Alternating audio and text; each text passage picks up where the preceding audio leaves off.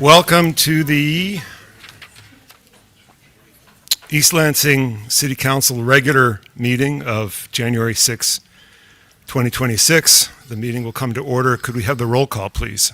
Councilmember Whalen. Here. Councilmember Singh. Councilmember Meadows. Here. Mayor Pro Tem Grigsby. Here. Mayor Altman. Here. Councilmember Singh is traveling and will not be able to join us tonight. I would entertain a motion to excuse her absence. So moved. Moved by Meadows. Second by Whalen. All in favor say aye. Aye. Aye. Any opposed? That motion carries. I will move approval of the regular council meeting minutes of December 9th, 2025, with one correction.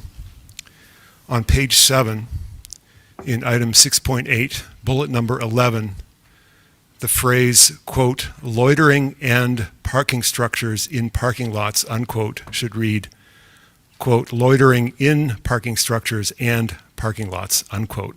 Is there a second for that motion? Second. Second by Meadows. Any further corrections to that set of minutes of the December 9th meeting? Seeing none, all those in favor of approval, please say aye. Aye. Any opposed?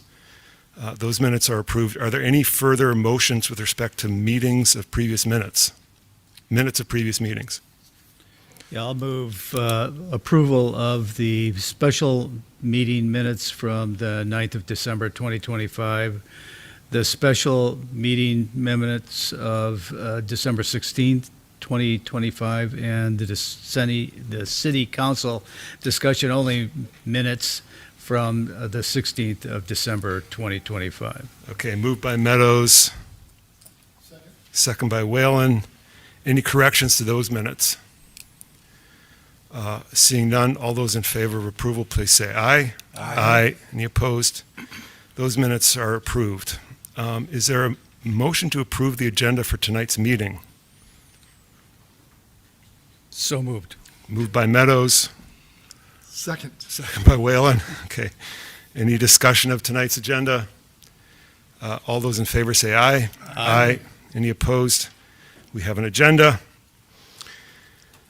Okay, section 2, communications. 2.1, all written communications, all emails we receive at the city council account are linked to the agenda for tonight's session. Communications from the audience in person and online.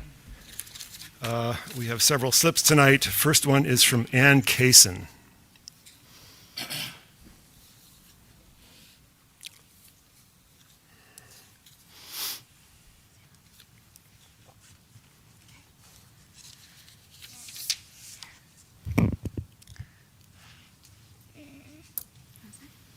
Hello, City Council. My name is Annie Kaysen, and I am 6 years old.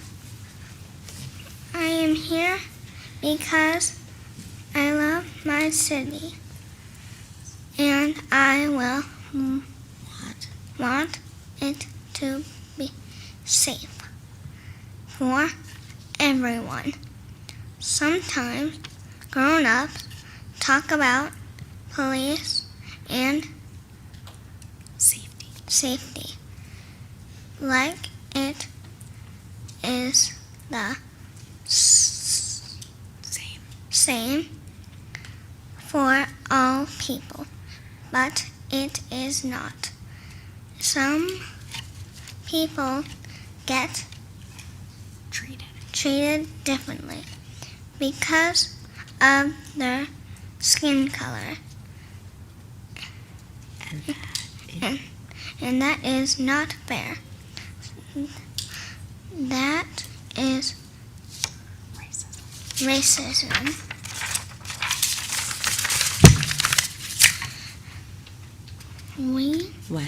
When I was in Young 5, my teacher, Miss Brace, taught me something important. She taught us how to be an upstander.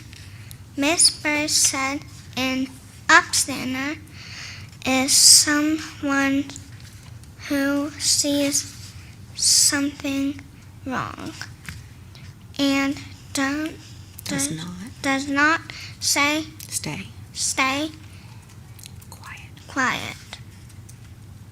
She said we can use use our voice to help people. She told us to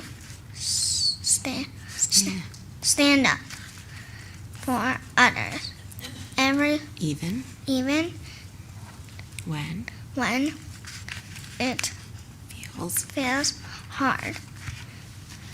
I remember learning that is if someone is being treated badly because of who they are, we should say that not okay. You want to keep reading, or are you done? Keep reading. We We should get help when we we should care. So today I am trying to be an upstander. I have heard about times when black people and brown people got stopped, more watched more, and treated like they are dangerous when they are not. Sometimes people get scared. You have 30 seconds remaining. The police instead of feeling feelings protected. That Should not happen. I want you to think about something. Ms. Kazin, we need to, out of fairness to all speakers, we need to limit So presentation tell time them to 5 read it. minutes, Read please. the rest. It's in the packet. Okay. She would like you to read the rest of it. It's in the packet. Okay. Next speaker is Leah Kaysen. Leah Kaysen, please. Okay. She doesn't want to talk. Next speaker is Rebecca Kaysen.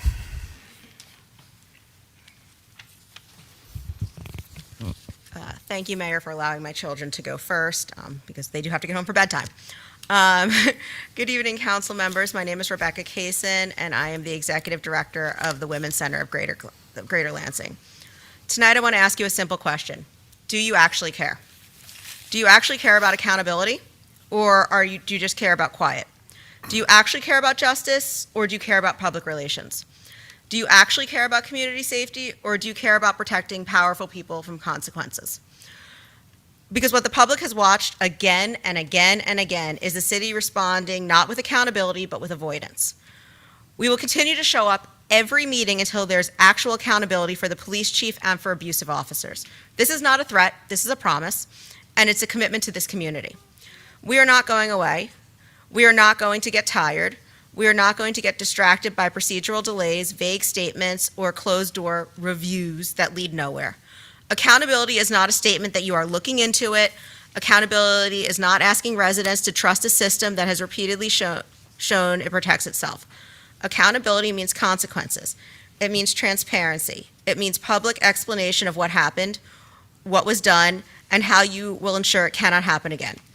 If you are not willing to deliver that, then the question remains, do you actually care? Now I want to talk about Ordinance 1560. The ordinance is racist, classist, and rooted in NIMBY policies. It treats poverty like a public nuisance, it criminalizes survival, and then pretends that it is compassion. It is not compassion to sweep people away. It is not compassion to police visibility. It is not compassion to push suffering out of sight so that people with power can feel comfortable. Our unhoused neighbors deserve better than this. And I want to address a specific piece of the ordinance because the language says, the city is exploring options for an alternative giving model which has been used successfully in other cities around the country. This would include signage directing residents and visitors to a city webpage where they can donate to organizations serving individuals in need. This will allow the city one way to support vulnerable residents. I want to be clear, that is not support. This is outsourcing responsibility while maintaining control. This is the city using charitable organizations as a shield so it can pass harmful policy and then say, look, we offered an alternative, but you are not offering an alternative to poverty. You are offering an alternative to seeing poverty. You are offering a pathway for residents to feel like they did something while the city does something else entirely, which is criminalizing people for existing in public. If it passes, I'm calling on my fellow executive directors across the region to refuse money sent through this alternative giving model. We will not be used to sanitize harm. We will not be used as a moral cover for policy that targets the poor. We should not accept dollars that are raised in the aftermath of an ordinance designed to push people out of public space and make them just disappear. I want to be clear about what that donation model becomes in practice. It becomes a way for the city to say, we did something while continuing to criminalize people. It becomes a way for you to collect public goodwill and still punish the people who need that goodwill the most. It becomes a way for you to brand yourselves as compassionate while you pass a policy that is anything but. If you actually care, you do not build signage, you build housing. If you actually care, you do not criminalize homelessness, you invest in services that are stable, dignified, and led by the needs of the people who are unhoused. If you actually care, you do not treat poverty as a behavioral issue, you treat it as a predictable outcome of the systems that you have the power to change. So I will end where I began. Do you actually care? Do you care enough to hold the police chief and abusive officers accountable in real, public, and transparent ways? Do you care enough to stop passing ordinances that punish poverty and target unhoused neighbors? Do you care enough to reject NIMBY policies and stand up for human dignity? We will keep showing up until the answer is not words, until the answer is action. Thank you. Carissa Buckholtz, please.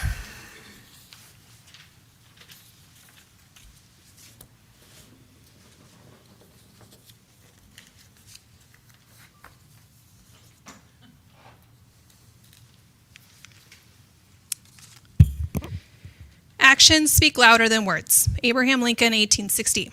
Quite a few actions have been taken to improve the Glencairn crosswalk over the last year, such as double staffing our crossing guard position, installing radar speed signs and a street lamp, adding pedestrian yield signs in the roadway, repainting the crosswalk and road lines, and later this year, we will be getting a raised crosswalk. These efforts are making a real difference for the safety of our kids and community. The school community is very grateful for these efforts. One major issue remains: the details of the truck restriction listed in as item 5.2 on the agenda. I felt undermined when DPW recommended limiting the restriction to Class 8 and above at 11:30 at night to a very tired council to ensure that most trucks would still pass through the school zone. A truck restriction by class is an unusual approach. I could not find any similar restriction in the state, as most are based on axle count, 3 or more, or weight over 5 tons. This raises questions about the legality of the current restriction, as there is no clear precedent for a Class 8 and above restriction. More importantly, it still allows very heavy trucks to travel through the school zone down the hill, which was clearly the intent of DPW. I have spoken with multiple people who have done commercial vehicle enforcement and a former truck driver, and none of them had a clue what a truck class even was. So I would like to show you why it's important to prohibit all trucks with 3 or more axles, such as this Class 6 gravel truck, from entering the school zone. This crosswalk has the potential for a terrible tragedy. If that sounds like an exaggeration, consider the scenario outlined by a crash investigator who visited the site with me. A crash, our car stops for our crossing guard. So our crossing guard just comes out, stops the car, the kids come out. Great job, Mickey stops. The crossing guard has everyone safe to cross, so we think. A heavy truck fails to stop going down the hill. This could be a class 6 truck, so we still haven't solved any problems. Collides with the stopped car and pushes it into the crosswalk where children in the guard are hit, causing a mass casualty event. This demonstration will be archived with the Glencairn Elementary School Community Council as it's being videoed right now. This is not alarmism. It reflects the reality of limited visibility and the potential impact of a crash from a large and heavy truck. DPW has expressed concern that stricter restrictions could divert trucks onto other roads, and that is a valid point. But it underscores the need for a holistic approach as neighboring communities like Meridian Township and Lansing have done by prohibiting heavy trucks on most roads except for major trunk lines. In fact, seeing a no truck sign is a sign that you've left East Lansing. They did this well over 20 years ago in these surrounding communities. With the 127 project moving north this year, truck traffic will only increase. It is past time for East Lansing to establish official truck routes and divert these trucks away from school zones. This is the first truck restriction in the community, and it is important that it is done right the first time to set a strong, legally enforceable precedent. For the ease of enforcement, restrictions should be based on axle count, 3 or more, or it could be even done by tire count like I recently saw in Atlanta, which was 6 or more tires. So actions speak louder than words. DPW's actions have been to undermine pedestrian safety whenever the community asks for safety improvements. Their motives are clear and they do not serve young children. What will council's actions be tonight? Will you take the necessary steps to properly restrict or defer to a recommendation that clearly does not serve the community? Thank you. Matthew Boughton. Good evening. My name is Matthew Boughton. I am a member of the East Lansing Human Rights Commission, but I'm here tonight solely as a concerned citizen and a resident of East Lansing. There are many problems in the city of East Lansing, but one I've noticed more and more is the growing gap between our stated values and decisions that lack basic humanity. For example, City Manager Bellman, despite calling our police chief's comments to WLNS 6 News in September racist himself, has decided that the police chief's real issue is marketing, not racism, and is willing to spend $25,000 on marketing classes instead of sending her to DEI courses. Another issue is an attempt to amend Chapter 44 of the city ordinance to bring back loud exhaust as a reason for a pretextual stop. I absolutely hate loud noises too, but the proposed amendment does not differentiate between people who deliberately modify their car with an aftermarket device versus people who are just too poor to get their car fixed. It does not provide any sort of fund to help people fix their cars. It just fines them, which makes their financial situation more difficult.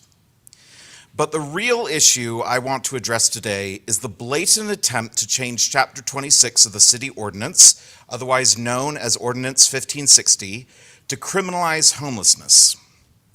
Criminalizing loitering in parking structures and camping on public grounds punishes people for taking shelter from the elements. And we are going to enact this in the middle of a Michigan winter. The amendment's attempt at a humane solution is to condescendingly hand out informational brochures about local homeless shelters, except that anyone who knows anything about homeless shelters in the Lansing area knows the following about our homeless shelters. They are all full. They give preference to families over single people. Many do not accept same-sex couples. They do not allow pets. All your private property has to fit into a tiny locker or you have to throw it away.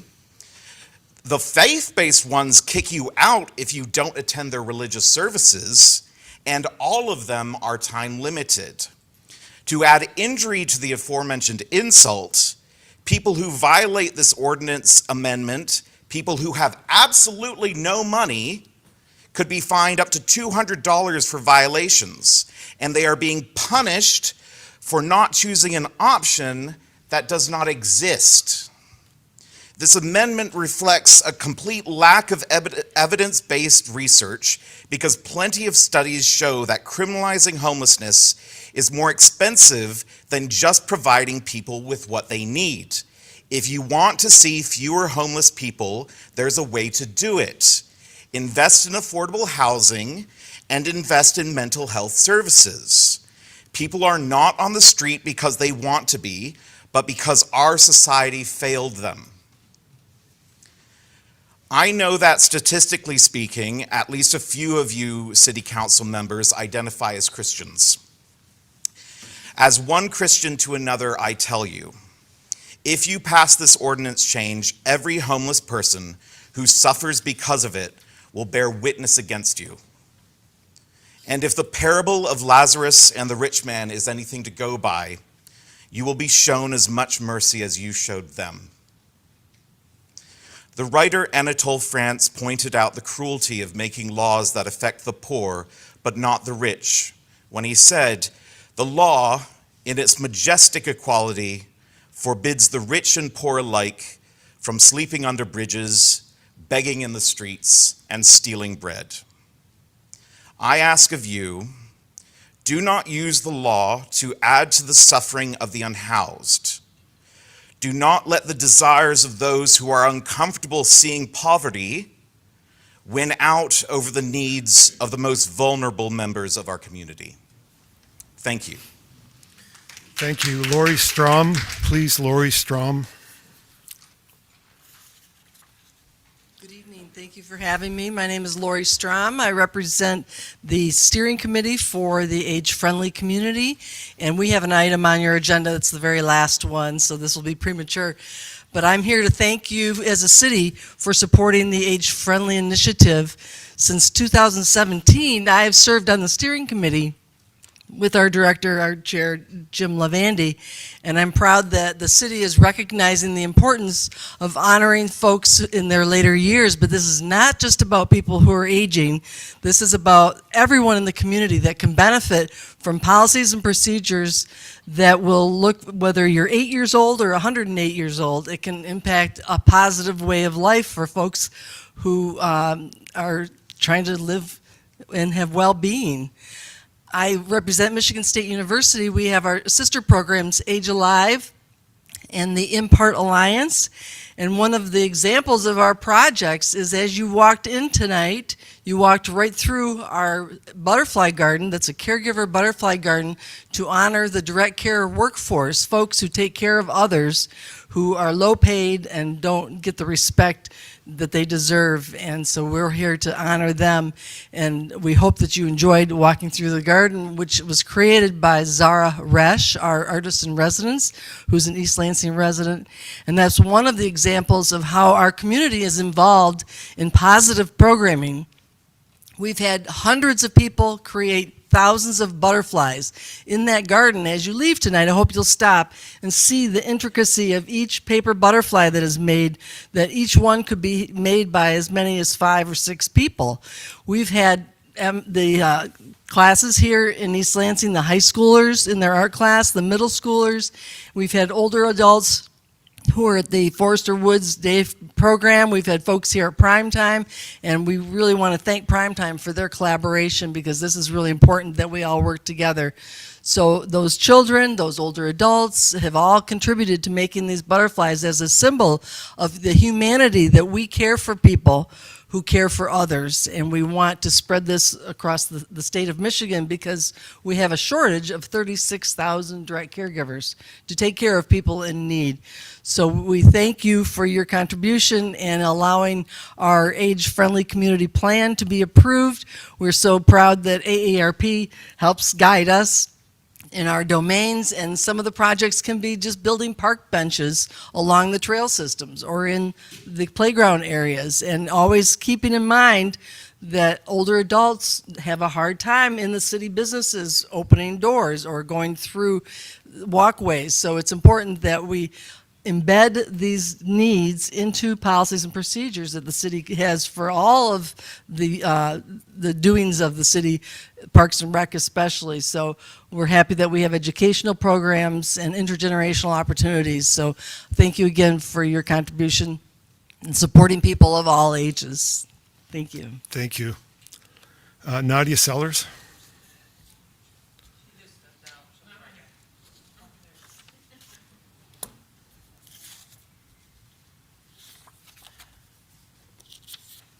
Let me say, I am so tired of looking at you people.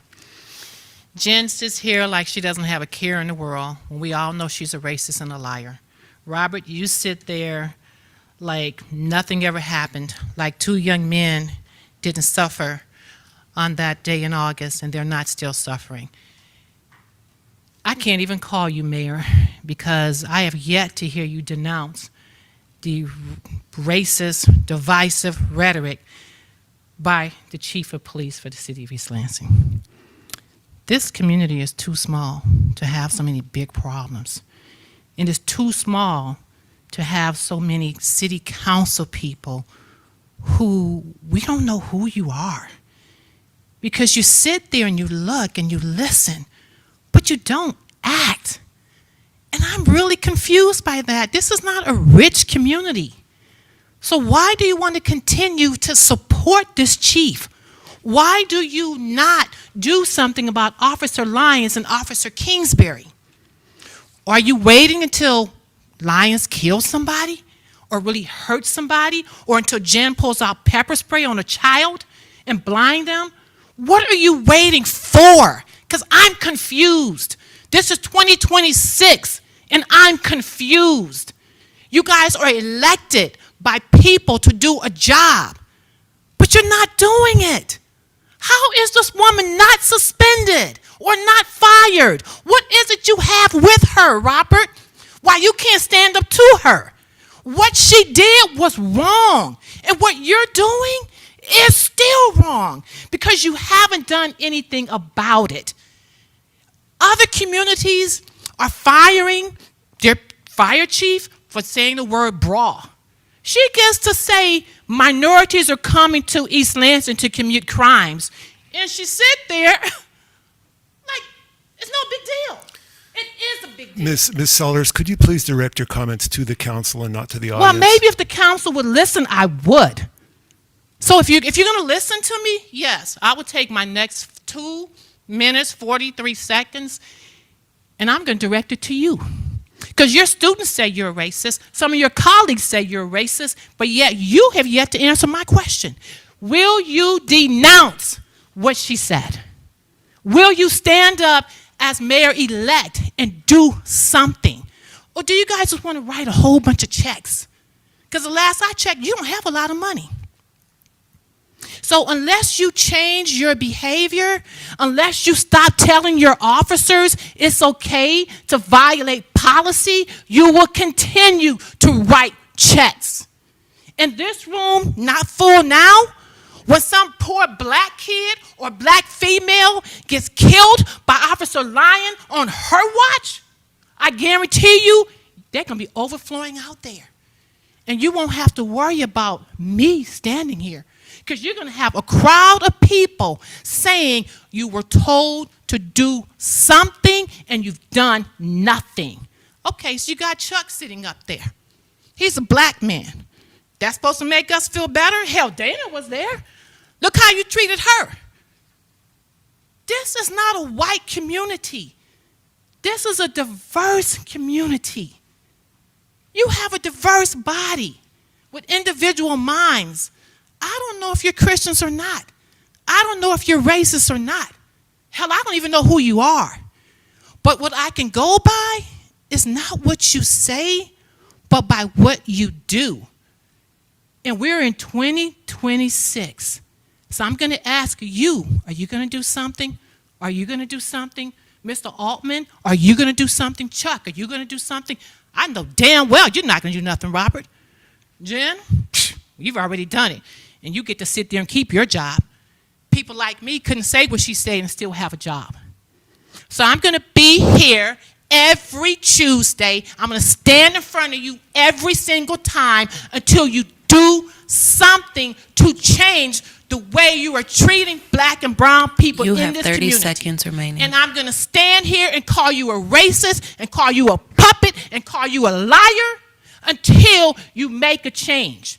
But let me tell you, you sit there smudge face looking at me right now, you're going to be looking at a dead body because you got officers out there violating policies and you're not doing anything about it, so you tell them it's okay and you need to stop.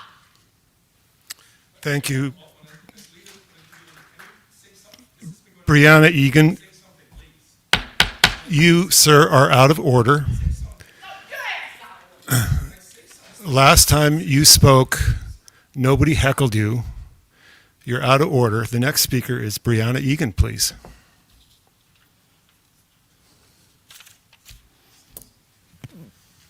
Hello?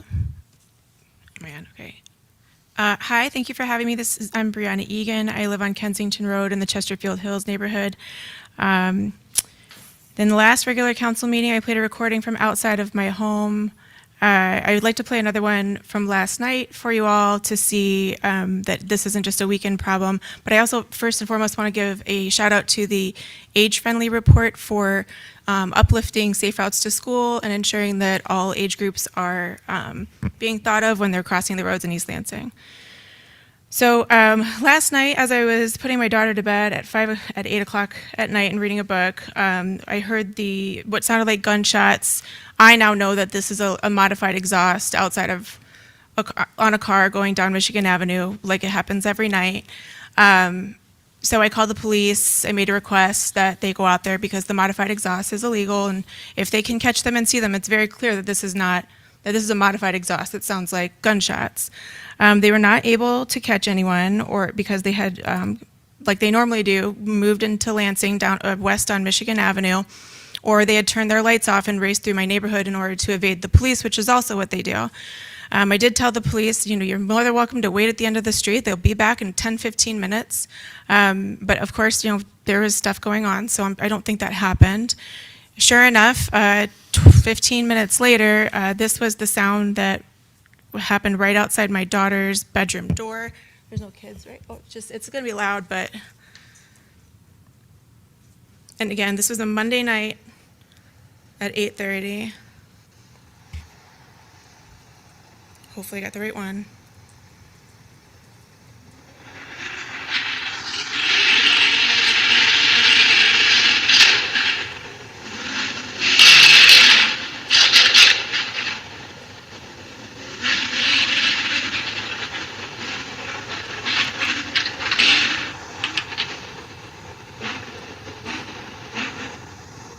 So again, you can tell they do it right as they're past the neighborhood. It's always from the east to west. It's a known thing. They've been harassing our neighborhood for, years. It's gotten much worse in the last months. I thought it was over when the snow came down. It is not over.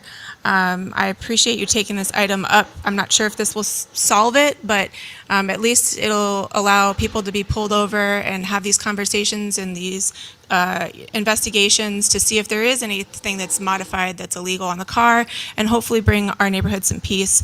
I just want to bring to attention to, this is the neighborhood that is 40% small children. They walk to school. This is also the neighborhood that the mass murderer, the shooter from the MSU shooting walked through to evade police. So my son, who is 11, that whole age group, that whole class is pretty traumatized by the event because we were very open about what was happening when it happened. And so these are the sounds that our kids go to sleep to every night.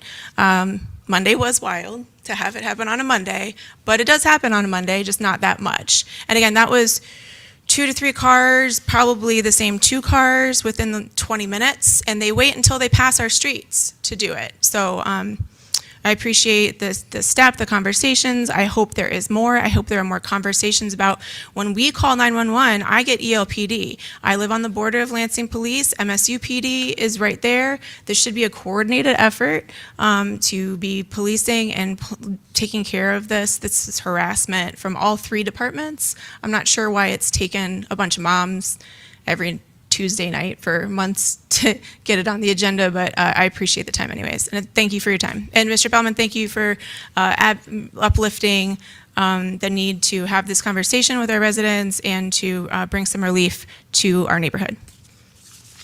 Thank you. Julia Waters.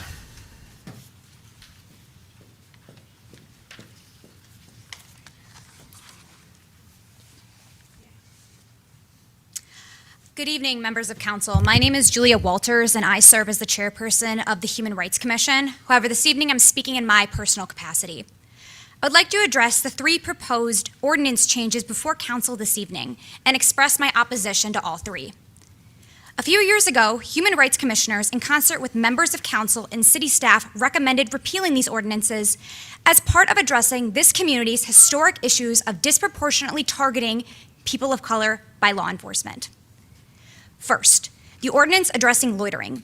Neither council members nor staff members have proffered any convincing evidence for reinstating this practice, which previously contributed to the racially discriminatory targeting of communities of color by law enforcement.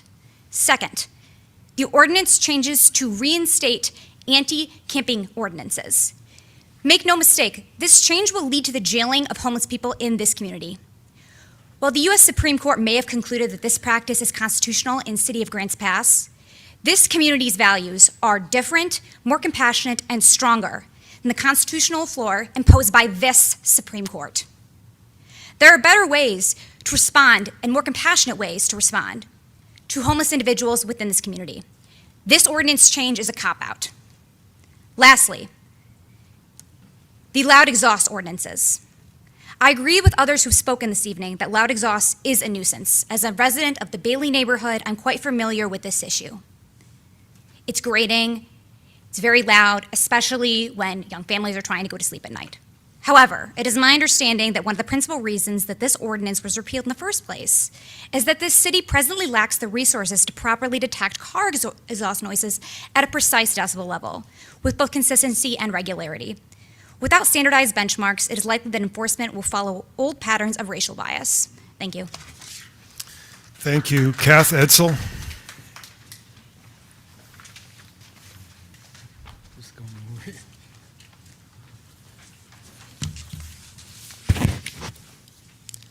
Good evening. I'm putting our book club on hold tonight because I must address issues on the agenda. Just about 6 years ago, a young black man was arrested for jostling in a crowd because he was filming his friend's arrest. Jostling in a crowd was one of many iterations of disturbing the peace then on the books here in East Lansing. Before or during his arrest, an East Lansing officer smashed his face into the concrete and rubbed it back and forth, debriding the skin from a large portion of his face. A picture of his grotesquely injured face appeared on Facebook the next morning. Over the next several weeks, community members spoke out against this form of policing in East Lansing. In response, the community was told ELPD had investigated the incident and everything was above board, only to learn shortly afterwards that the same officer had done the same thing to an elderly black man for not having used his turn signal while exiting Meyer. I believe the officer still wears an ELPD uniform today. If I had done what he had even one time, let alone twice, to a dog, I would never work again, and I would most likely face criminal charges. It was at this time that the community members began to push back against the status quo in East Lansing criminal incarceration system. Pressure was put on the then prosecutor to drop the charges against the individual who had been so seriously injured by the ELPD officer. Additional concerns were raised about our fines and fees being out of alignment with the county and often caused great hardship to people whose biggest crime was being poor. Then Prosecutor Yaden vehemently objected and later found himself out of a job for a variety of reasons. Discussions intensified regarding an oversight commission, and concurrently community members worked with the HRC to rewrite the disturbing peace ordinance. I was part of those conversations regarding the disturbing the peace ordinance, as was Councilmember Grisby, who sat in my backyard during COVID as we hashed out the ordinance and discussed which parts were too discretionary and thus allowed over-under policing of certain populations and which were crimes of poverty that should not be addressed by ELPD. Mr. Grigsby took that outline back to the HRC where it was modified and sent to council, modified some more, and then ratified.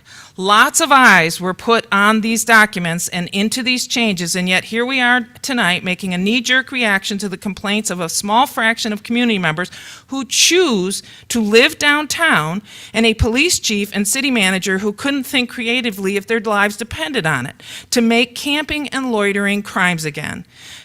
To quote Khadijah Erickson, we will not police our way out of the unhoused problem. For those paying attention, this reflects MAGA policies. Every gain that has been made to policing in our community and our country, more equitable, less violent, safer for communities of color and poor people, are being undermined and overturned. Because MAGA and MAGA Blue depend upon policing to uphold white male supremacy, to keep power and wealth in the hands of white people and maintain the status quo, the question is, where does East Lansing land? On the side of MAGA or the side of justice? An even bigger question is, are we truly a welcoming community, or do we just pretend we are so we can feel good about ourselves? We call ourselves a sanctuary city, but let's not pretend we are a welcoming community when we are back to full fines for those driving with suspended license, which primarily impacts immigrants who need to work, often gig jobs, but can't get a driver's license. Let's not pretend we are a welcoming community to students and the poor when we hire more police and PACE officers to write more tickets to pay for more police and PACE officers. Let's not pretend we are a welcoming community to those living in poverty or with mental health or addiction issues when we criminalize loitering and camping without addressing the root causes of loitering and camping. Let's not declare racism a public health issue and pretend we are a welcoming community to black and brown people when black and brown youth have a target placed on their backs by this police chief for simply going downtown and hanging out, or an even bigger target if you recriminalize loitering in parking garages because the black kids like to hang out and dance by CVS. We do a deeper dive into studying the need for traffic signs and storm drains than we do to determine the best use of our public safety dollars. Our police chief screams crime, and this council opens the pocketbook of our tax dollars. Where's the data? In the oft-mentioned press release, the chief reported 56 calls for service during Welcome Weekend and followed up her racist statements about minorities coming into the community and committing crimes. But the case and arrest report for that weekend showed 6 calls of service from downtown. I've lived here 47 years. I've been downtown recently You on have 4 30 seconds consecutive remaining. weekends from 9 to 3. I own several homes. The worst that has happened to me in all that time was change was stolen from my unlocked car. It is clear this council is enamored of this chief, and she can do no wrong. We are not fooled by the so-called investigation, which is now being used to not investigate, which she is now using to not investigate complaints as directed by the ordinance. The arc of the moral universe is long, but it bends towards justice. Do you know which side of that arc you are pushing from? Thank you. Sadie Shattuck.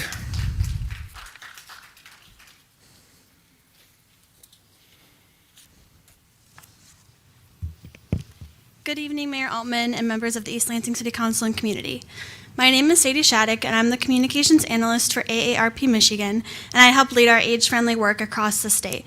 Thank you for the opportunity to speak. AARP Michigan is proud to support East Lansing's updated age-friendly action plan, which is up for consideration and adoption on this evening's agenda item 5.9. Since East Lansing joined the Age-Friendly Network in 2017, your city has demonstrated real leadership in creating a community where residents of all ages can thrive. As you know, the AARP Network of Age-Friendly States and Communities is the United States-based affiliate program for the World Health Organization's global network of age-friendly cities and communities. The network encourages states, cities, towns, and counties to prepare for the rapid aging of the U.S. population by paying increased attention to the environmental, economic, and social factors that influence the health and well-being of older adults. By doing so, these communities are better equipped to become great places and even lifelong homes for people of all ages. As a member of the network, AARP offers the City of East Lansing technical assistance, planning toolkits, and best practice guidance, connecting the city with peer communities across Michigan and the country, and we help amplify communications around your progress. Your updated plan also positions East Lansing to compete for programs like the AARP Community Challenge and AARP Michigan Age-Friendly Communities Grant programs, which are quick action funding that can accelerate the high-impact projects outlined in your plan. Most importantly, the greatest benefit comes from implementing the plan itself. 68% of communities in the network have successfully advanced policy changes, and 86% of communities overcame barriers they were facing to improve quality of life of their residents. This is the reason membership in the network matters. Completing the action items across housing, transportation, social connection, communication, outdoor spaces, and community health translates into tangible improvements in livability for older adults, students, families, and long-term residents alike. AARP Michigan stands ready to be a hands-on partner and help tell the story of your progress to the community as well as joining the over 1,000 other communities in the country that are part of this network. Thank you for your dedication to making East Lansing more inclusive, accessible, and connected. We look forward to continuing this work with you. Thank you. Thank you. Joshua Hewitt.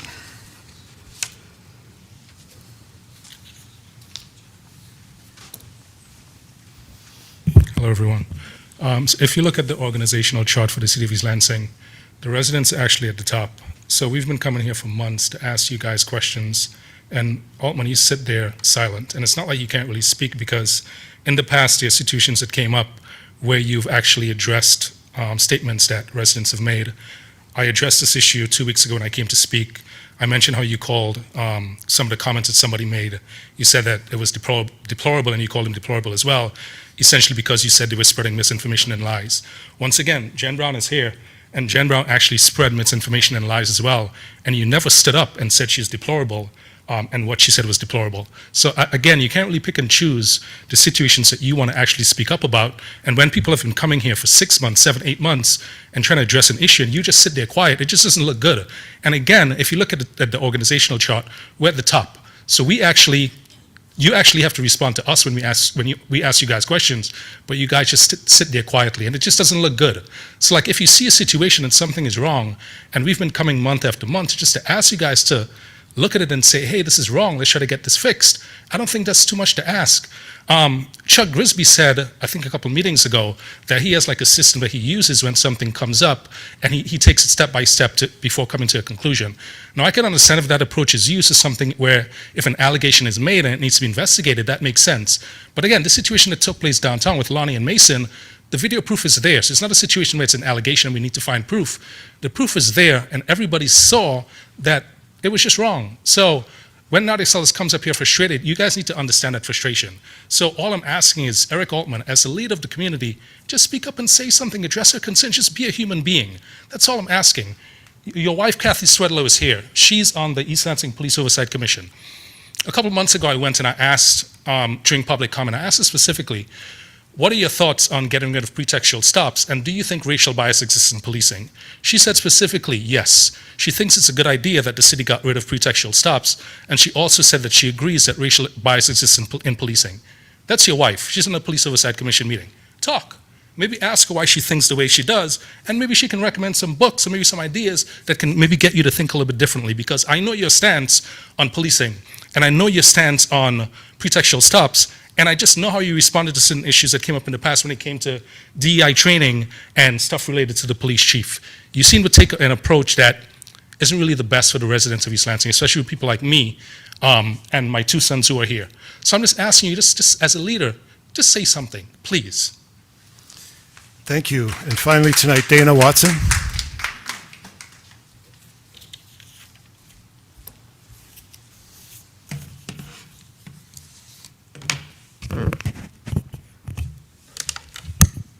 Hello, my name is Dana Watson. My pronouns are she, hers, and I live in the city of East Lansing and have served my community with diplomacy. If you see me, you would see a petite black woman who's wearing black pants today and a scarf. I stand in this room regarding 3 ordinances. First, Ordinance 1558 on weeds and plants. Thank you. I hope you'll support it on behalf of the survival of the earth. Again, I encourage you to support it. Second, Ordinance 1561, loud exhaust. To ensure that exhaust enforcement is not used as a tool for racial profiling, the department must mandate the use of calibrated decibel meters. Subjected noise complaints are frequently used as a gateway for illegal searches and the harassment of Black, brown, and poorer community members. So, we demand a shift from officer discretion to empirical data. Failing to do so confirms that these stops are not about noise. They are about over-policing. A badge isn't a decibel reader. We demand proof, not profiling. Stop using loud mufflers as an excuse to search cars and harass people. Next, Ordinance 1141 on loitering. Please vote no. As written, it's sprinkled with constitutional violations to include First Amendment, 14th Amendment, and to add to this, there is an illegal act requirement. Loitering must be paired with a specific illegal act. Otherwise, the ordinance is unconstitutional. So, it also reads, I must promptly get out of my car when I park. Promptly is subjected, and we are tired of the way cops use their discretionary decision-making without accountability to the law, without accountability to anyone outside the blue wall, and beyond a complicit boss. Next is Eighth Amendment rights. So this is fines and jail time for being unhoused or sleeping, which is cruel and unusual punishment.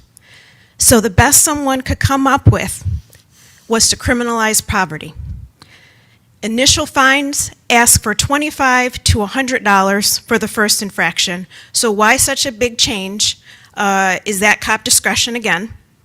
And then it escalates.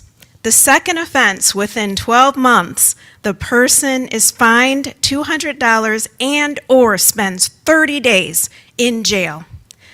Please vote no on fining and jailing people for being poor. It signals get out of our city.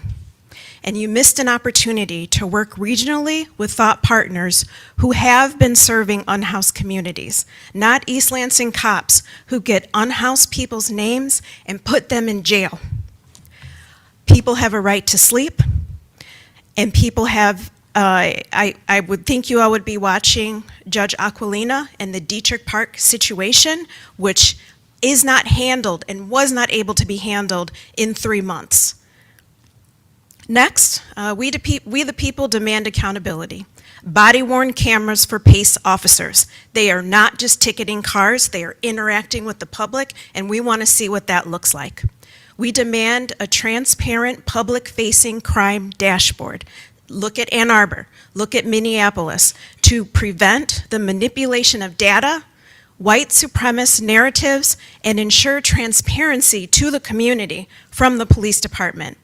And finally, there's been zero follow-up with the community since information was gathered regarding people experiencing homelessness. It was performative, right? And landed with decisions for community without humane or authentic representation. This community is awake, we are organized, and we are watching. You have 30 seconds Badges remaining. do not grant immunity from the law. We demand an immediate end to supporting and offering up support to over-policing and the use of unconstitutional enforcement tactics. Thank you. Nice to see you, Mark. Thank you. Is there anybody else in the audience who would like to speak tonight? If so, please approach the podium. Seeing none, do we have any callers? There are no callers on the line. Okay, that concludes communications from the audience. Next is item 2.3 is communications from the mayor and council members. Starting to my left tonight, Councilmember Whalen. I have no report tonight. Mr. Meadows. More of a comment. This is January 6th, the 5th anniversary of an attempt to overthrow the laws of the country that we live in, and probably still misrepresented by the leader of our nation. And I just want to mention that I think this is a event, January 6th, that will live in infamy in this country, no matter how it is reconstructed and restated in a positive manner in Washington at this point in time and today, with misrepresentations of the actual events that took place on that day. And hopefully everyone in this community, at least, will remember that we do have a constitution, we have laws, and they should be enforced, and that it is treason to try to overturn a lawfully taken election for President of the United States. Thank you. Mayor Pro Tem. Thank you. Happy New Year to everyone. I want to say that in regards to public comment tonight, I would love to be able to have that extended conversation with you. My number's there available for everyone. Most of you have my personal cell phone number already. I think it's important that you come in here and speak to us, but I also think it's important for you to speak directly, specifically to me, if you have questions or if there's something that you want to address with me. The second thing I want to say is over the holiday, unfortunately, we had a family event in my home with my mother who was visiting from Des Moines, Iowa, and she was in a very critical medical situation all of a sudden on Christmas morning, the last time you're thinking about anything like that. And we were forced to call East Lansing Fire Department. And she was too weak to for me to get her to her car, carry her to her car, and all the different things. And so I had to make that call. And this was not probably my first time calling them, but this is, I think, my second time that we had an event in my home. And I'm just really grateful. I think public safety, specifically the fire department and the personnel there, you really don't think about them conscientiously every single day about what they do when no one's looking. And unfortunately and fortunately, my family was able to experience the wonderful individuals who come to your home when you're facing real fear. They showed up calm, focused, and very professional and present to my mom's issues. And that just is something that I really, really appreciated. And I really want to acknowledge those people, those individuals publicly here at tonight's meeting. I'm starting off with Captain Dan Riener, firefighter paramedic Shane Brink, firefighter paramedic Connor Kingsbury, firefighter paramedic Sam Roginski, and firefighter paramedic Brett Van Horn, and also Fire Chief John Newman. I just want to say thank you publicly. I know I stopped by the firehouse and we had a good conversation, and I'm just appreciative of what you do. And my mother also wanted me to make sure that I thanked you guys in regards to that call and those services that you provided so importantly to our family. That's all I had. Thank you, Mayor Pro Tem. City Manager's Report, Mr. Bellman.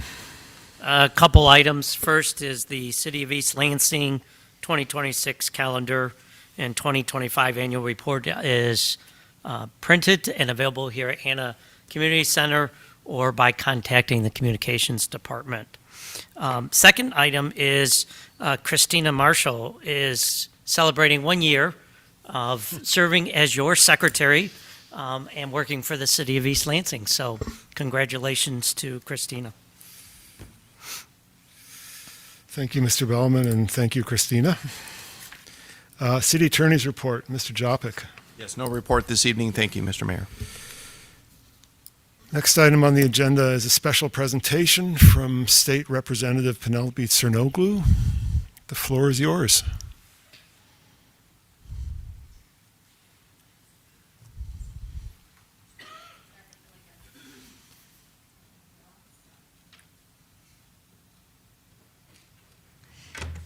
All right. Thank you, Mayor Altman and City Council. I do have several legislative tributes for some of our East Lansing public services to thank them for their dedication to the community.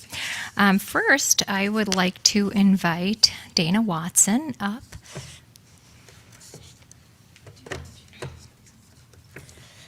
Yeah, actually.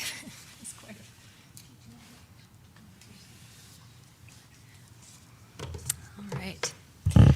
As many of you know, Dana has recently retired as a member of East Lansing City Council.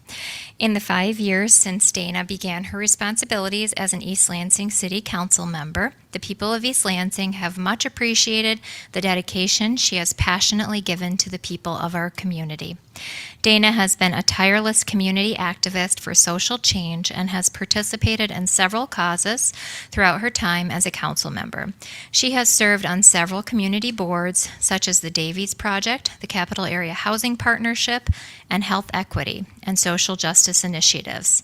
Additionally, she serves as a health educator in the Maternal Child Health Division at the Ingham County Health Department. It is clear that Dana's commitment to excellence extends far beyond the city of East Lansing, and her expertise has been invaluable to our community. I know she will continue to fight for change and ensure the safety and well-being of our Michigan communities. And I am grateful for all the work she has accomplished as a city council member. I would like to present this legislative tribute to thank her for her service to our community, and also just say that I am personally going to miss having you on council, Dana. You've been a wonderful member of Friends. And there's your tribute. And Sharon wants to take a picture of it. She's over there. So, you can-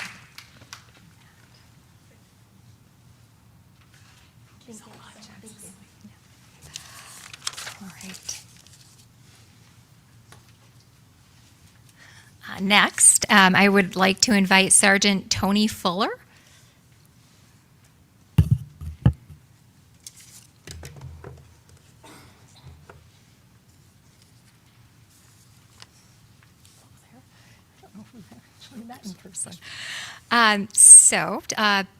Sergeant Fuller is also recently retired from the East Lansing Police Department after 26 years of service to our city.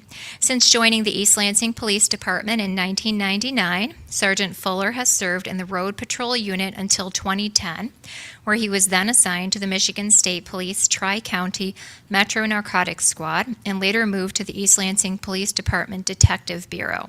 Tony was then promoted to the rank of sergeant in 2020 after serving the East Lansing community faithfully for 20 years.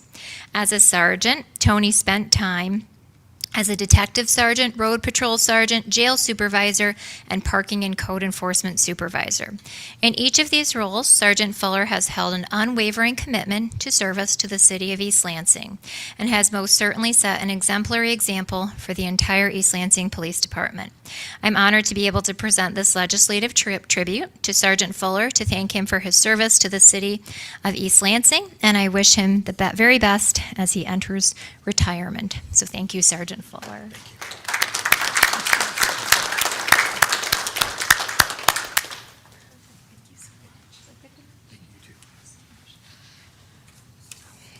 Now, I would like to invite Steve Whelan.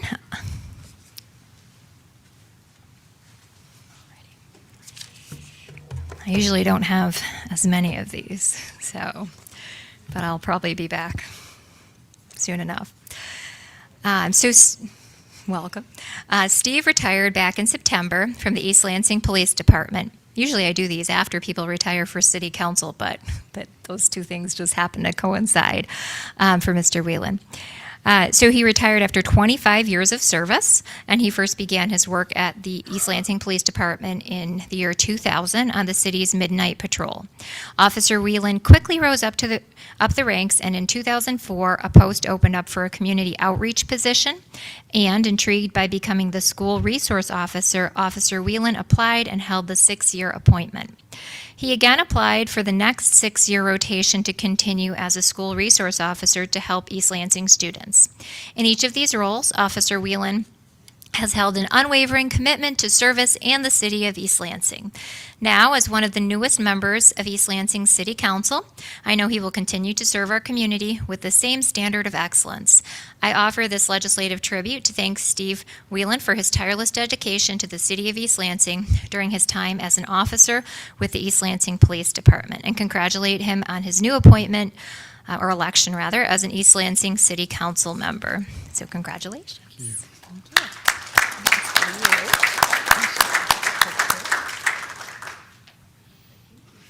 And technically, I retired in July before I ran for office. Of course, of course. I wasn't suggesting anything else. So thank you again for allowing me this opportunity, and have a great meeting. Thank you, State Representative Cernoglu, and thank you also to Dana Watson and Sergeant Tony Fuller and Officer Whalen for their service. Next item on the agenda is the consent agenda. Mr. Bellman. Consent agenda starts with 4.1, approve the following reappointments to boards and commissions. Gail Burke to the Arts Commission for a full term ending December 31st, 2028. Courtney Minifee to the Arts Commission for a full term ending December 31st, 2028. Kara Ronk to the Arts Commission for a full term ending December 31st, 2028. John G. Munn to the Assessing Board of Review for a full term ending December 31st, 2028. Beth Russell to the Assessing Board of Review for a full term ending December 31st, 2028. Amanda Morgan to the East Lansing Independent Police Oversight Commission for a full term ending December 31st, 2028.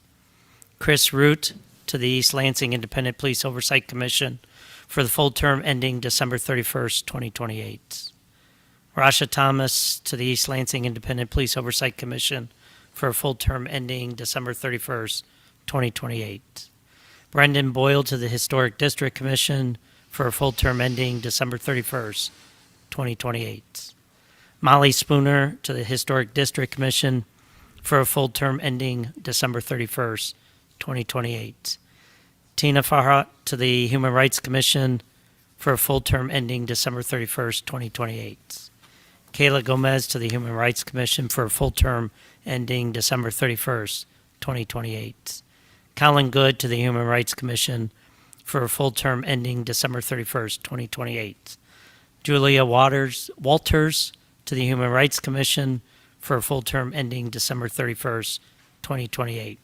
Lila Abdullah to the Housing Commission for a full term ending December 31st, 2028. AJ Schitt to the Housing Commission for a full term ending December 31st, 2028. Samuel Tybent to the Housing Commission for a full term ending December 31st, 2028. Michael Olbisi to the Income Tax Board of Review for a full term ending December 31st, 2028.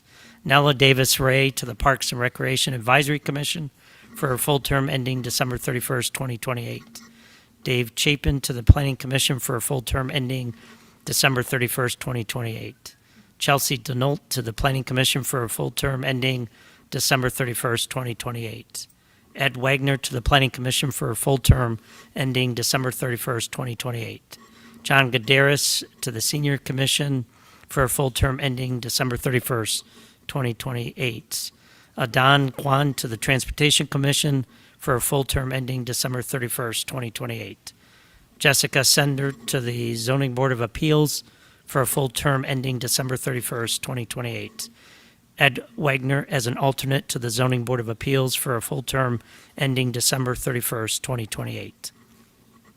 4.2 is approve the following appointments to boards and commissions. Michelle James to the East Lansing Independent Police Oversight Commission for a partial term ending December 31st, 2027. James Butcher to the Historic District Commission for a partial term ending December 31st, 2026. Colleen Graber to the Historic District Commission for a partial term ending December 31st, 2027. Harrison Cornell to the University Student Commission for a full term ending December 30th, 2026. Alan Thalen to the Zoning Board of Appeals for a full term ending December 31st, 2028. Steve Whalen as an alternate to the Zoning Board of Appeals for a partial term ending November 2nd, 2027, replacing Eric Altman. 4.3 is approve a resolution to accept the public right-of-way located at 100 West Lake Lansing Road. 4.4 is approve a resolution to pay tribute to Dr. Martin Luther King Jr. and acknowledge the Dr. Martin Luther King Jr. Commission of Mid-Michigan. 4.5 is approve a resolution approving permanent consolidation, relocation, and renumbering of precincts in the city of East Lansing. Thank you. Does any council member want any items removed from the consent agenda? Okay, seeing none, is there a motion to approve the consent agenda as presented? Moved Second. by the Mayor Pro Tem, seconded by Councilmember Meadows. Any discussion of the consent agenda? I do have a question. All right. Yes, please. Just looking at the Human Rights Commission, which has 9 members, our normal appointment process is basically 3 members at a time. In other words, 2025 would have 3 members, 2026, 2027, but we have 4 here for full terms. Can someone just check that out to make sure that we have this right at some point? For which commission? Do we The have Human four? Rights Commission. Human Rights Commission. We will verify that. Okay. That's my only question. For now, we can proceed with, Yeah. okay. I would like just to comment. Yep. It's incredible how much time and effort people put in for our boards and commissions. And I'm just very impressed with the research. It's not just going to a meeting, but it's researching beforehand, really weighing heavily all the considerations they have. And I just really want to appreciate everyone that's on all those boards and commissions. Well said. Any further discussion on the consent agenda? Okay, seeing none, the motion is to approve the consent agenda as presented. All in favor say aye. Aye. Any opposed? Consent agenda is approved. Could I ask a staff member to ask the people in the hallway to move to the front of the building? Because at the moment, they're disrupting the meeting. They didn't listen to me, but they might listen to somebody else. All right, thank you. That brings us to item 5.1 of the business agenda, consideration of request to add the position of Deputy Director to the Department of Public Works and Environmental Services Department and approve the related budget amendment. Director Lacasse. Good evening, Council. Ron Lacasse, Director of Public Works and Environmental Services. The Public Works and Environmental Services Department has gone through significant changes like many departments in the city over the past few years. Since the previous director took an extended leave from June of 21 to September of 2023, 15 of the 17 DPW leadership positions turned over, totaling 148 years of institutional experience lost. All but one of the 5 senior leadership positions, the one being me, turned over, accounting for 44 years of institutional experience lost. At the same time, 24 operations and water resource recovery staff have turned over, accounting for 43% of the staff. So lots of new staff and not as many of us with experience to go around. The engineering division was hit particularly hard by the staffing changes. The entire division is comprised of new staff since March of 2022, which I've been here over 27 years. That has never occurred in the time that I've been here. The 3 engineer positions went from a combined total of 37 years of institutional experience to the current staff that has 5.8 years, and most of those is with one of the staff engineers.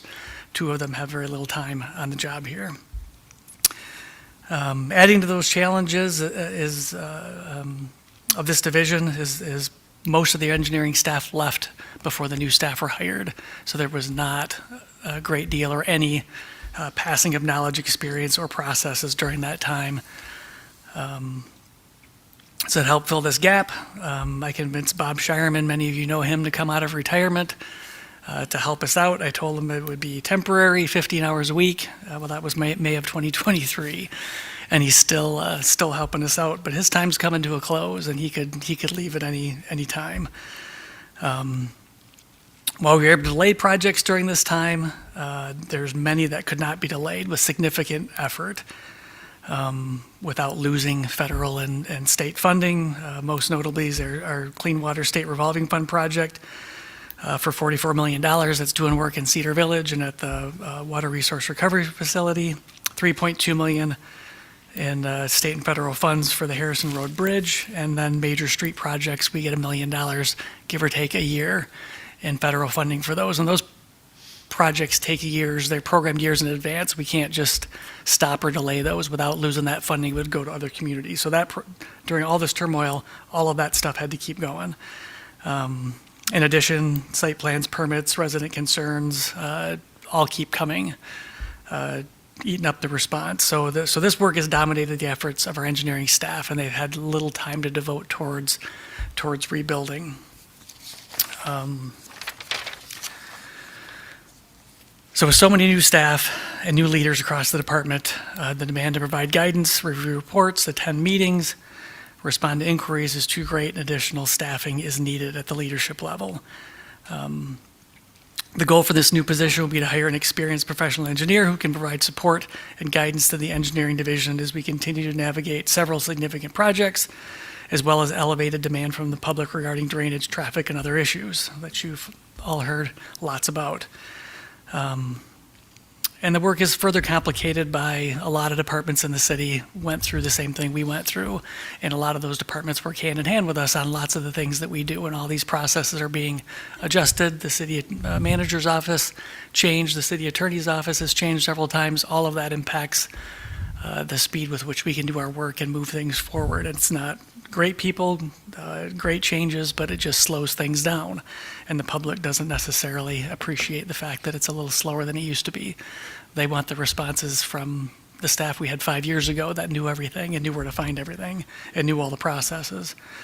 While this new position will not replace the years of institutional knowledge lost, it will provide an experienced engineer who can focus on moving the engineering division forward and building for the future. There is a financial impact to the various funds that will support this position. At the beginning scale of the position, including fringe benefits, it's $138,000 and will be allocated per the distribution in the AIR. And with that, I'm happy to answer any questions that you may have. Questions for Director Lacoste? Mr. Meadows. One quick question. Have we had this position previously? We have had it as a combination of another position. So it's either the operations administrator and deputy director or the engineering administrator and deputy director. I'm proposing a standalone position to help with that process, understanding that Bob's expertise, everybody who knows Bob does, every hour he works, you get 3 hours worth of productivity. He's just that kind of guy. And so we got to account for that. I have more years behind me than I do in front of me, another reason, and just the amount of time trying to provide guidance. There aren't enough of us with history to answer all the questions and read all the reports and review everything. There just isn't the time. And we just need some extra help in that regard to keep things moving forward, rebuild processes with all the other departments that are doing the same thing. Mr. Whalen. For the record, I applaud what all of you do and your entire team, given all the way down to each person that comes around and takes care of everything in our yard and our street. So my question is more for Mr. Bellman. I'm a fiscal guy, and I think it's really sounds very critical that we have this position. So I'm not arguing that. But at what point will there be enough money? I know there's another position that we're going to talk about for another department later on, and maybe because I'm new to this, I know there's a financial group talking about the future. Is this reflected in next year's budget, or this just be an increase in next year's budget? This is not in next year's budget yet. We're in the initial stages, but it would be an increase of that $20,700 impact on the general fund. Other funds will contribute the additional dollars to get to the 138 plus pennies. Thank you for clarifying that. Any further questions for staff? So, Ron, I just want to say thank you for the work you put into this summary of the history, because it's not, a bunch of that stuff just isn't obvious, just how much the turnover affects your daily work and the work of the department. And so I think having that summary on the record is going to be really important. I learned a lot from it. And I want to thank you for the amount of work that you put into planning around in response to all the turnover and generating the idea for this position, all the other work that you're doing to make sure that the momentum carries forward. And I want to thank you for sticking around and bringing all your experience to the job. It's a huge plus for the city. Appreciate that. Thank you. All right. Are there any motions? I can make a motion. Please. I move to approve the addition of the position of Deputy Director to the Public Works Environmental Services Department and the related budget amendment necessary to fund the position through the remainder of fiscal year 2026. Moved by Whalen, second by Meadows. Any discussion of the motion? All right, seeing none, all those in favor say aye. Aye. Aye. Any opposed? That motion carries. Thank you.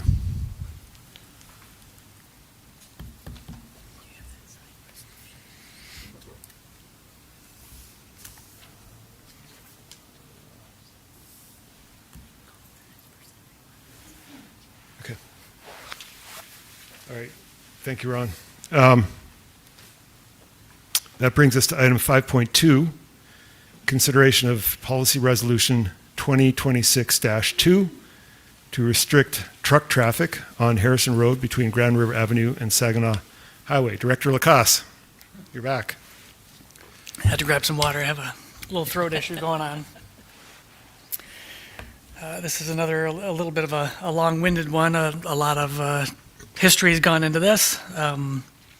Residents expressed concern with large trucks traversing Harrison Road between Grand River and Saginaw. Given the residential feel, even though it's a major street, it's got a residential feel in that section, and the proximity to the Glencairn Elementary School.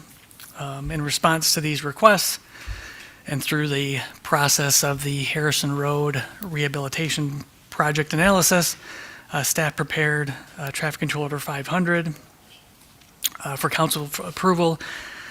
This traffic control order temporarily designated Harrison Road between Grand River and Saginaw as no truck traffic route for 90 days, defined as Class 8 or higher.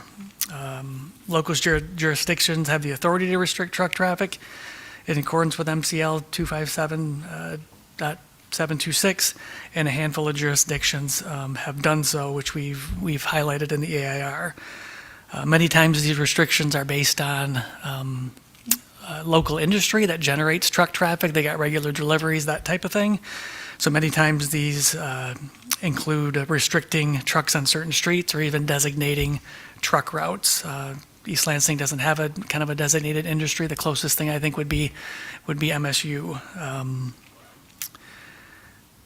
So in lieu of a comprehensive truck study, staff devoted an effort to better understand how to assist the concerned residents and what the legalities behind a truck ban might be. Staff and Spicer Group, our engineering consultant, began looking into how trucks can be defined and how other municipalities have implemented such restrictions.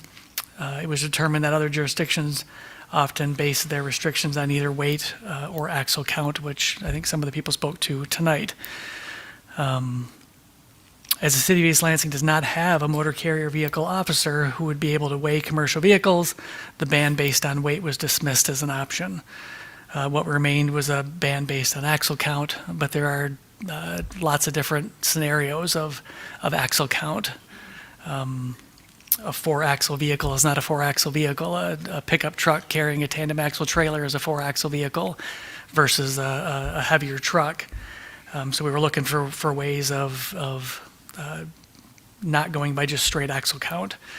So the conclusion drawn by staff and Spicer Group is that utilizing the Federal Highway Administration Traffic Monitoring Guide, which is included in the AIR, vehicle types as a guide for classification provides adequate differentiation between types of vehicles, and it is enforceable. The FHWA classification system divides vehicles into 13 categories based on axle count paired with the type of vehicle carrying the passenger. And that figure is also included in the AIR, kind of defining what those are.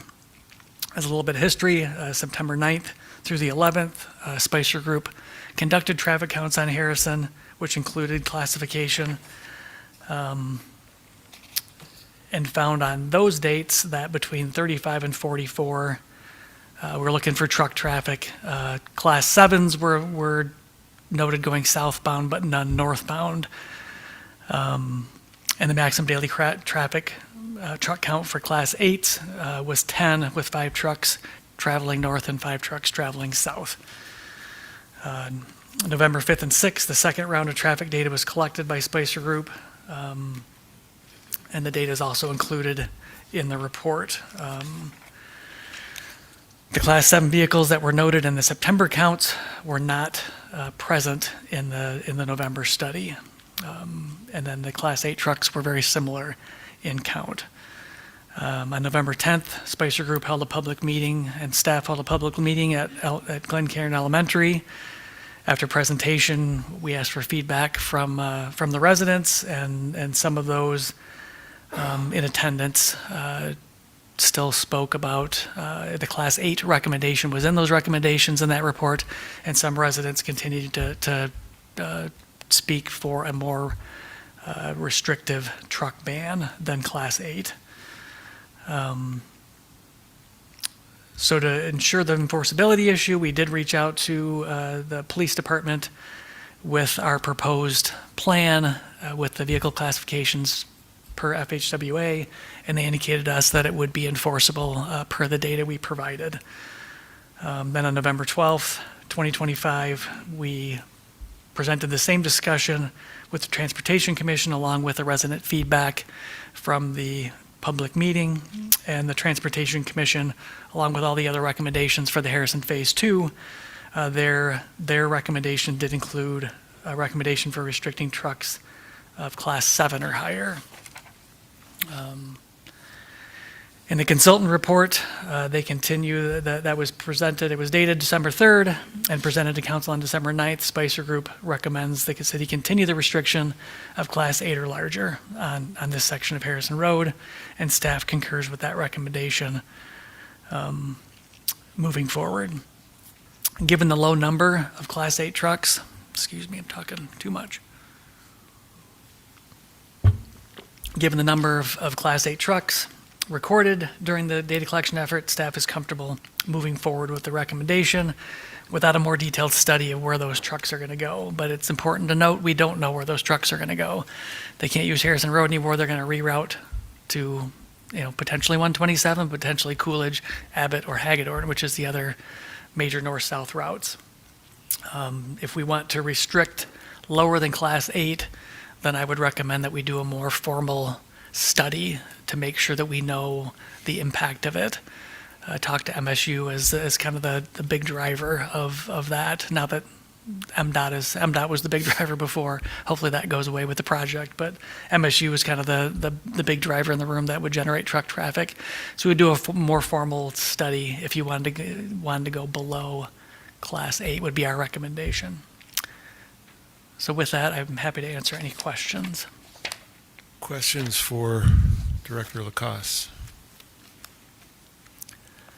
I apologize. I'm just a little confused because based off the public comment, I think the lady was talking about the Class 8 restriction being unique to what she had done with her research. Could you speak to that so I can have clarification to that, please? Many communities have a motor carrier officer, and a motor carrier officer, and I would be happy if the police went to weigh in on this, carry portable scales with them. So they do it based on weight, because they can pull a vehicle over, they can weigh them right there on the spot and ticket them if they're overweight. We don't have a motor vehicle carrier officer, so we can't do that. And then if you restrict based on axles only, then you can get a lighter duty pickup truck with a kind of a dual axle, sort of a utility style trailer, maybe a 16-foot trailer. Well, that's a 4-axle truck. But so is a larger, what she referenced as a gravel truck. Our 10-yard trucks are lower axle trucks. So by going with the FHWA designation, it separates those by more than just axle count. So you're not going to restrict the pickup truck with the tandem axle trailer, but you will restrict the heavier trucks.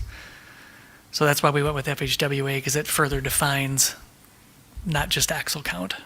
Thank you. So just to follow up on that, so it sounds like what you're saying is the FHWA classifications correlate more closely with weight of the vehicle than the axle count does. Is that one way to think about it? Yes, I mean, the Class 1 starts with a motorcycle, the Class 9 is your biggest, triple trailer semi. So yeah, it progressively gets larger as you move up those classifications. It also is based on axle count, but it also takes size into comparison. Okay. So that's the difference, is that it does, when you start getting up into the 7s and 8s, it's the larger trucks. Any other questions? Do drivers of these vehicles know what class vehicle they're driving? I would think they should. I mean, if you're a commercial driver, you should know that. I didn't interview anybody to know whether they do or don't, but they should. It's an FHWA, it's a Federal Highway Administration classification. I don't know the answer to that conclusively, no. Any further questions? Not a question, but just my concern is, again, where do the trucks go then? I think that's a concern, and I think that the construction at MSU, most of that construction is now complete, but who knows what new projects. I know the big IM building was a lot of the trucks going up and down. And obviously, we're all concerned with the safety of all of our community. That's not the question here. We're all concerned about safety of everything. And yeah, I think the enforcement is the challenge. I think the weight, the lack of ability to enforce that maybe is a challenge. And I can say that MSU is a great partner with us, so we do plan on having conversations with them of adding agenda items to their pre-construction meetings to route traffic to 127 if at all possible, if there's not local places they need to go to try to route them that way. And they're a great partner, so I don't see them not working with us on that. With that said, as a contractor going to go haywire one day like they did from MDOT, it could happen, but I expect MSU will work with us on that. Right. And it seems that perfect storm is when highway was basically shut down, all the other issues. We had issue with Kensington, we had issue with a lot of different things all through Glencairn. I think it was kind of a terrible situation, kind of all multiplied. Correct. And just to emphasize, the more we restrict trucks on this route, the more they're going to move to other routes and create problems there potentially. So it's a balance. It's a balancing act. Correct, and that's why we'd recommend the more comprehensive study if we want to go below Class 8. Any further questions? Is there a motion?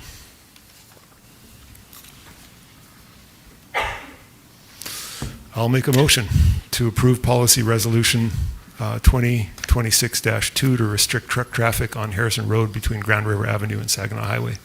Second. Motion by Altman, second by Meadows. Any further discussion? All those in favor say aye. Aye. Any opposed? That motion carries. Next item on the agenda is 5.3, second reading of Ordinance 1557, amending Ordinance Chapter 49, Wetland Protection. Welcome back, Director Lacoste. Good evening, Council. Ron Lacoste, Director of Public Works. Very inadequately filling in for Mr. Walls on the next two items. But it's the second reading, so I'm hoping it's pretty uneventful.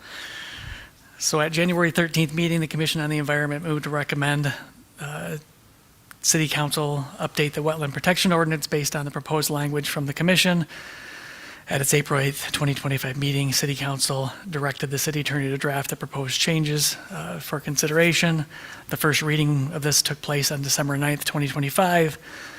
This action is the second reading of the proposed revisions, and since Cliff Walls gave a presentation at that meeting, that is all I have to say unless anybody has any questions, which I'm hoping there isn't any. Notwithstanding that, any questions for staff on this issue? Mr. Walls really did unpack it very well He last did. month. In a way that sticks with you. Any other questions? Okay, is there a motion? So moved. Okay, motion by Meadows to adopt ordinance 1557 as presented, amending Chapter 49 wetlands of the City of East Lansing Code of Ordinances to amend the definition of remove to add to, quote, activities requiring wetland use permit, unquote, to amend application requirements for a use permit, to update review standards for wetland use permits, to update the wetland mitigation performance standards, and to update references to the Michigan Department of Environment, Great Lakes, and Energy. Moved by Meadows, second by Whalen. Any further discussion? Just a comment. I was around when we passed the original wetlands ordinance, and it was a fight, actually. And then we were able to generate some additional support, I think, in the early 2000s to increase or reduce the size of the exempted areas that were in the city. So this is a progress that needed to take place at this point in time, given what we are faced with in terms of the environment, not just here, but across the earth at this point in time. So really want to thank the commission for taking this up and recommending it. Yeah, they put a lot of work into it. They sweated over it for a long time. And it's a good sign that it's not particularly controversial now. Any further discussion of this item? All those in favor say aye. Aye. Aye. Any opposed? That motion carries.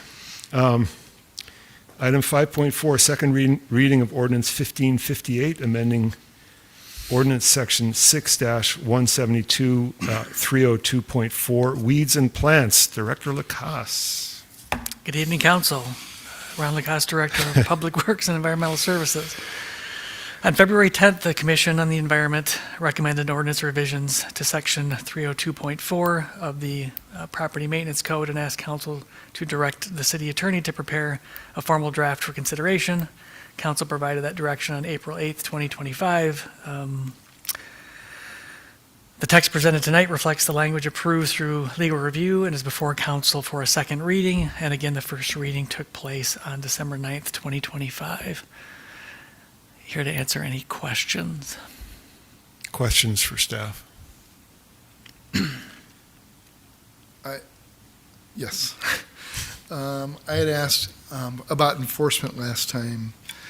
So I assume if there's a violation of this, people have the wrong kind of plants or they don't have native plants, then will there be assistance from your office? And I asked this Cliff, and he said he's going to contemplate this. I think PACE would be the one to enforce this, to put this a warning sticker on the property. Would there be need education for PACE, or would it be something your office would be able to cooperate with PACE? Absolutely. So I'm not sure that they're going to be experts on what plants are what. Correct. I know Cliff talked about doing a guidance document to help identify both for public education and to assist PACE, but there would certainly be between now and the spring when this kind of becomes relevant, training of PACE officers, conversations, that type of thing of how the process would work on enforcement, certainly provide assistance, until the various officers get their feet underneath them and get comfortable with it. I would say absolutely. So there is an education piece. Even, I think sometimes people may violate this without understanding. An education piece, even from maybe someone in your office also, to communicate possibly. I don't know, you've heard my point, I think. Yeah, Cliff, as those of you know, is very good at that, and that's what he intends to do through the remainder of winter. So this is ready to go in the spring when the growing season starts. Thank you. Further questions of staff? Is there a motion? I'll make a motion. All right, Mr. Whalen.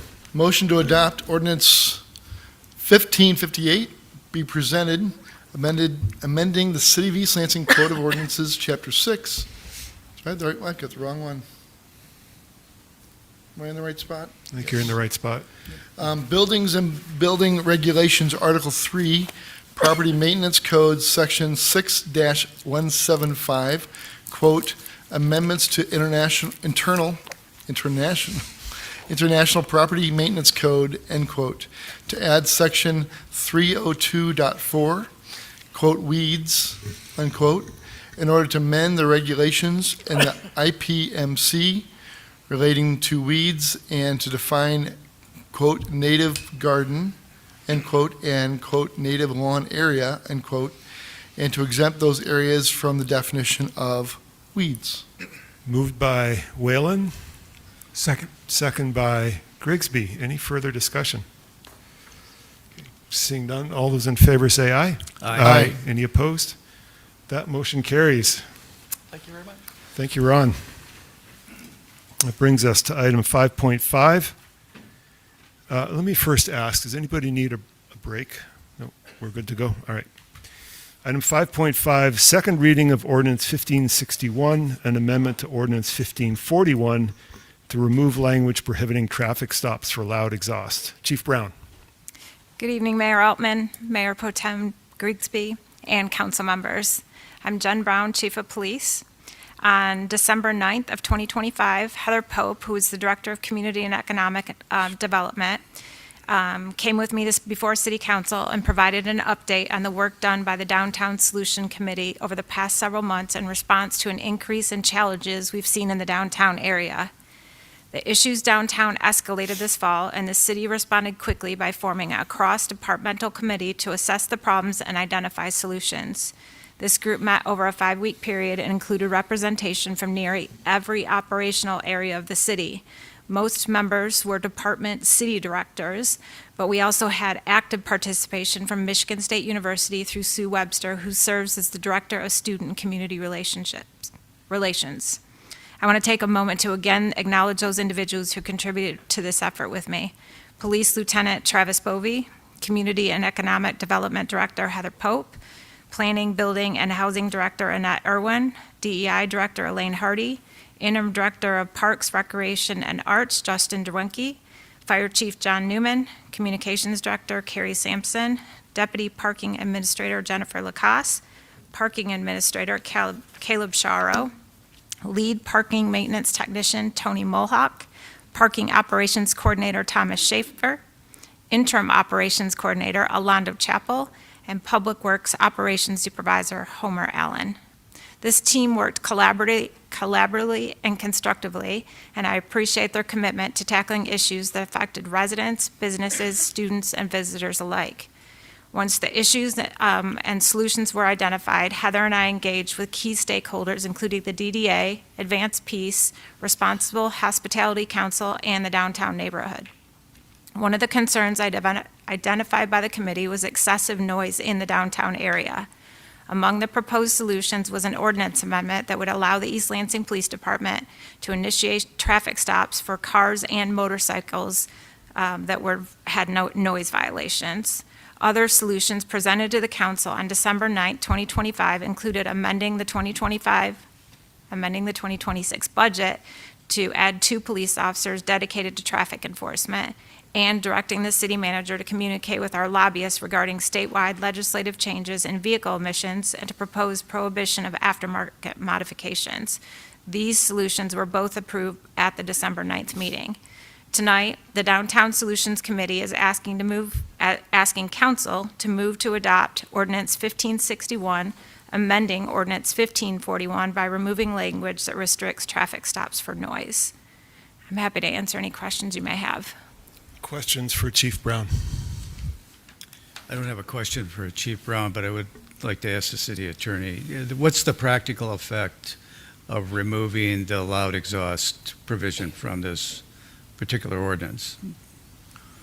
Well, the practical effect would be that the ordinance that currently addresses when police officers and for what reasons police officers can stop vehicles would have the loud exhaust basis removed from the ordinance such that they could stop a vehicle for a loud exhaust violation without any other reasons. Okay. Further questions for the chief or anybody else? Yeah, I just have a clarification. So we don't, from what I understand, from ascertaining what the loud noise is and enforcing that, how is that process really going to work in the field? If you can explain that a little bit so I can better understand an officer's discretion to pull someone over because of the loud exhaust. I know it's kind of obvious in some ways, in some situations with certain mufflers that are enhanced, but I was just curious about the process with that. Sure, that's a great question. And over the next 30 days, may even be longer, the police department plans to educate our community about the change in the ordinance and what it looks like for that enforcement. Our focus will be those aftermarket modifications. I was actually driving here and driving behind a vehicle that had the loudest exhaust. It was clearly an aftermarket modification, and I thought to myself, okay, this is exactly what I'm going to City Council to talk about tonight. And I'm new, and I apologize, but I didn't understand if we do have a certain noise ordinance already in place as far as disturbing the peace, if you will, why the issue of enforcement was existing before we got to here, if that makes sense with my question. I'm just trying to understand how much this will change for you and your officers out in the field when it comes to removing this and them enforcing it.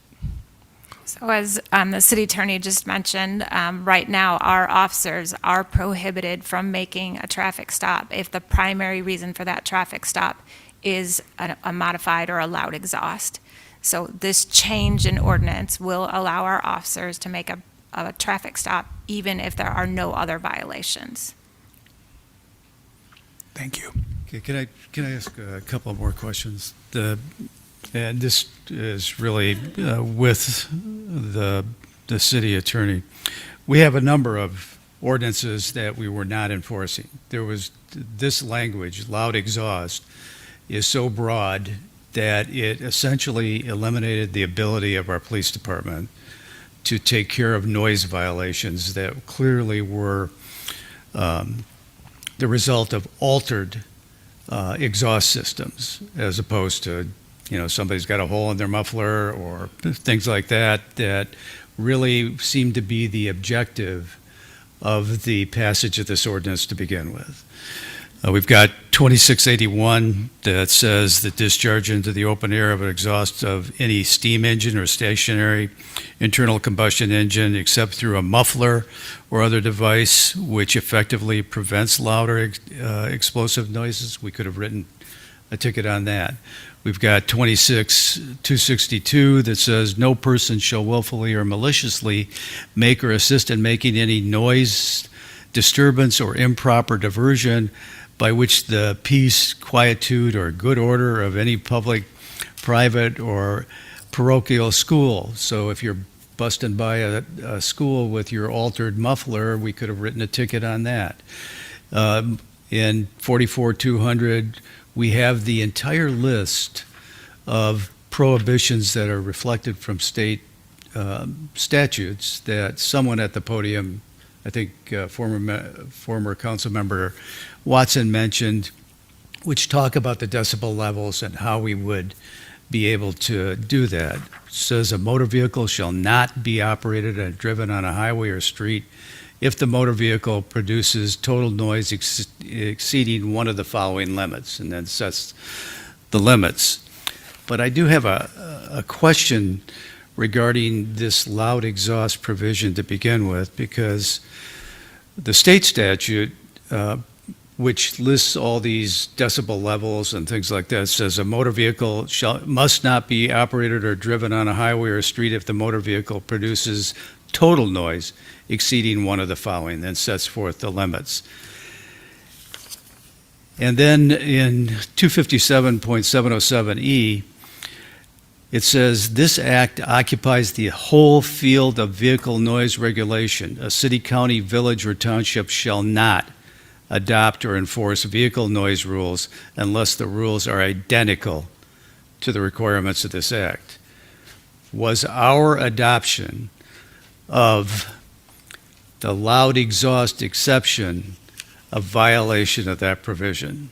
Because it sure seems like it was to me. And that's another reason for us to get rid of it at this point in time and take a look at this. Definitely a good question. I think that have to view it in the context of what the current ordinance 4437 says. And it says a motor vehicle shall not be stopped or detained based solely on one of the following offenses. One of those is loud exhaust. It doesn't mean you can't stop any vehicle. It can be a secondary offense. There just has to be something accompanying it. And I think that the state law, that it's basically a preemption provision is what it's called as a matter of law. In the state law, it says you can't adopt prohibitions of loud exhaust. This was an enforcement. This, I think 4437 is the manner of enforcing the city's loud exhaust ordinances and other loud exhaust emanating bases for violations under the ordinance. So it relates to enforcement. I don't think I would conclude that it was preempted, in all honesty, by the state law preemption provision. That applies to adopting prohibitions, not adopting enforcement rules. But even if we don't have even if we didn't have an ordinance, we would be able to enforce the provisions of 257-707. Is that correct? Under this provision, it would indicate that the officers can't enforce any loud exhaust, any ordinance that would relate to the exhaust being loud, whether it's based on decibels or some other provision in our ordinances. This is written, 44-37 is currently written, is written broad enough to encompass any ordinance that you might write, any violation you might write based on an exhaust in a motor vehicle being loud. And maybe I didn't phrase that question quite right, but Okay. if we remove this, if we pull loud exhaust out of this ordinance, even if we didn't have another ordinance that addressed the issue of exhaust noise, we would be able to enforce it under the state statute. Is Yes. that right? I Okay. apologize All if right. I misunderstood That's the question, okay. but the answer is a I simple didn't yes state to it that very one. well. So. Yep.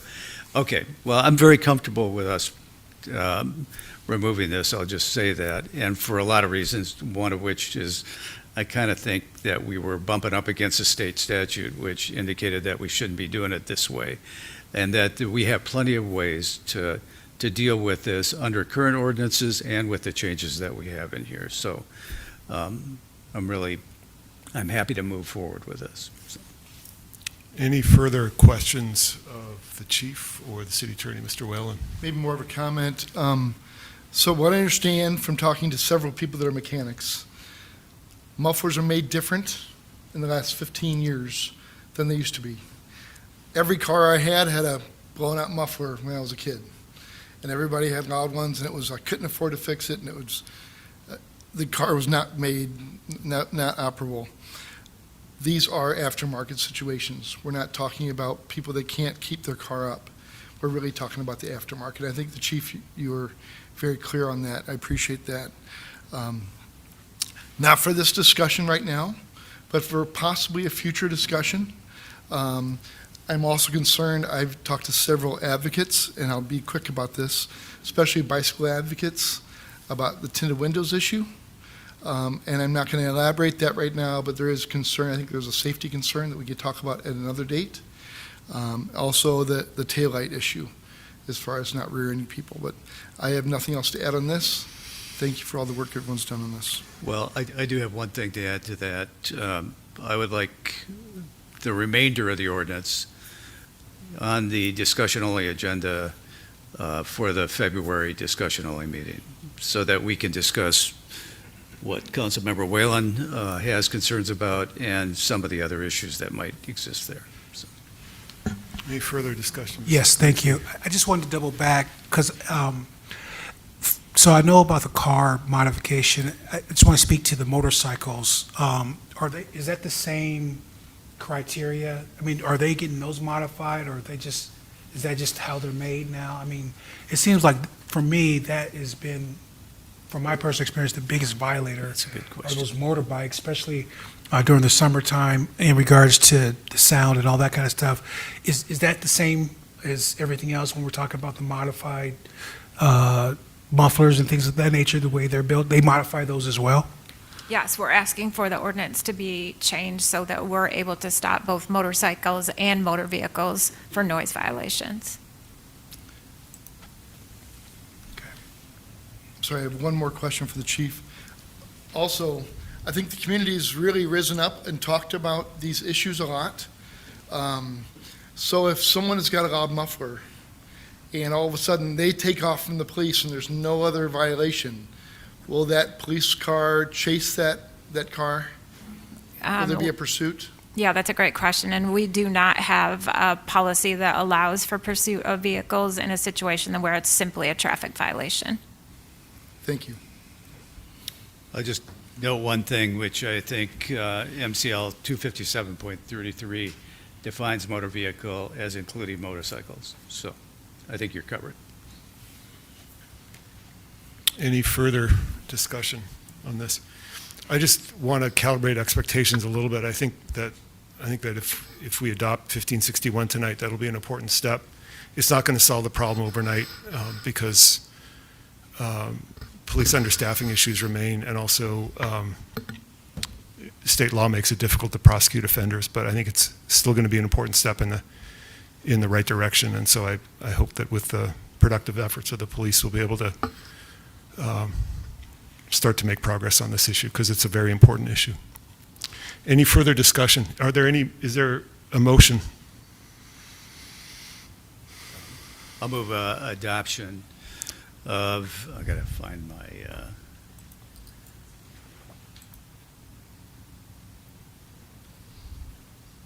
just a second. I have it if you want. Yeah, go ahead.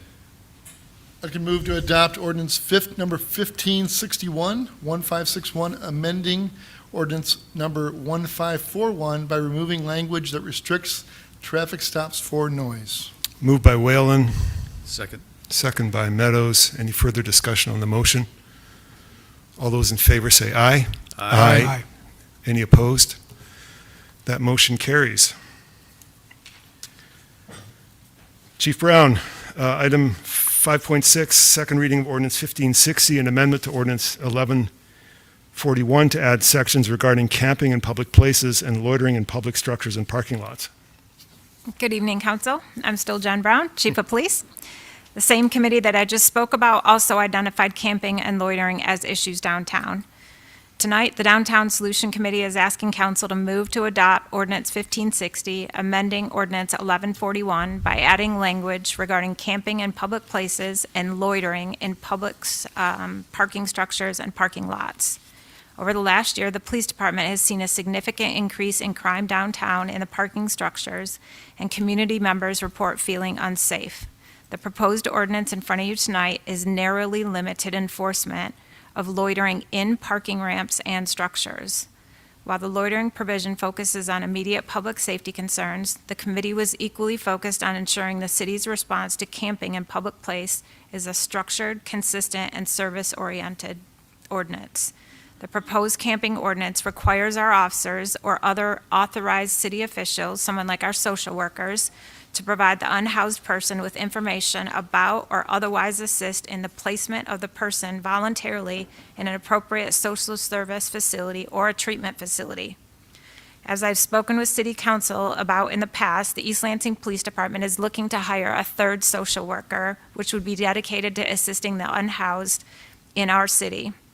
The third social worker is partially funded, actually 75% of it, by the DDA. And I'm happy to report that we have an interview for this Friday for one of those applicants.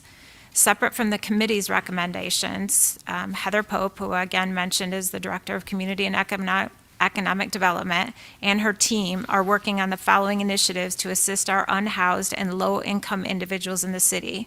In November of 2025, they hosted a 2-day unhoused summit in which there were 45-plus stakeholders.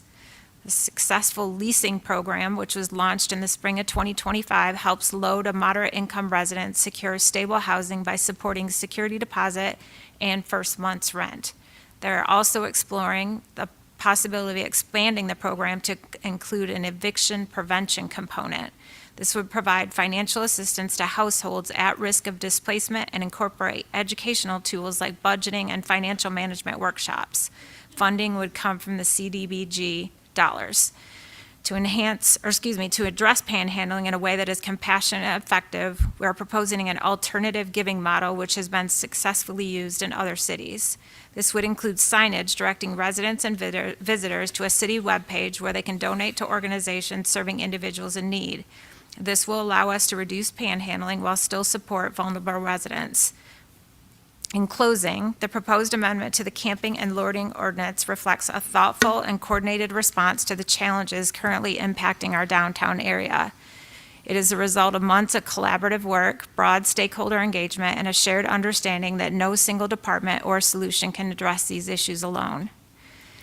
This ordinance ensures unhoused individuals are first offered information, resources, and voluntary connections to appropriate services. It aligns enforcement authority with expanded outreach, housing support, and social service coordination already underway.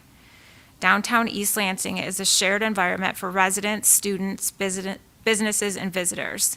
The proposed amendment helps the city maintain a safe, accessible, and welcoming public space while continuing to invest in long-term supportive strategies that address the underlying needs. On behalf of the Downtown Solutions Committee, we're respectfully requesting council move to adopt Ordinance 1560, amending Ordinance 1141 by adding language regarding camping in public places and loitering in parking structures and parking lots.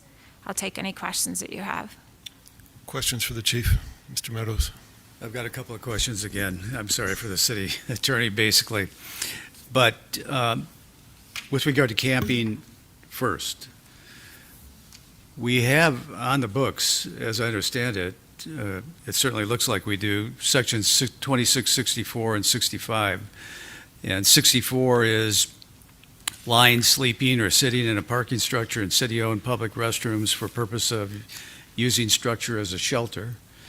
And 65 is lying, sleeping, or sitting in privately owned common areas, businesses, or public restrooms for purpose of using the structure as a shelter. Now, it doesn't talk about camping, so to speak.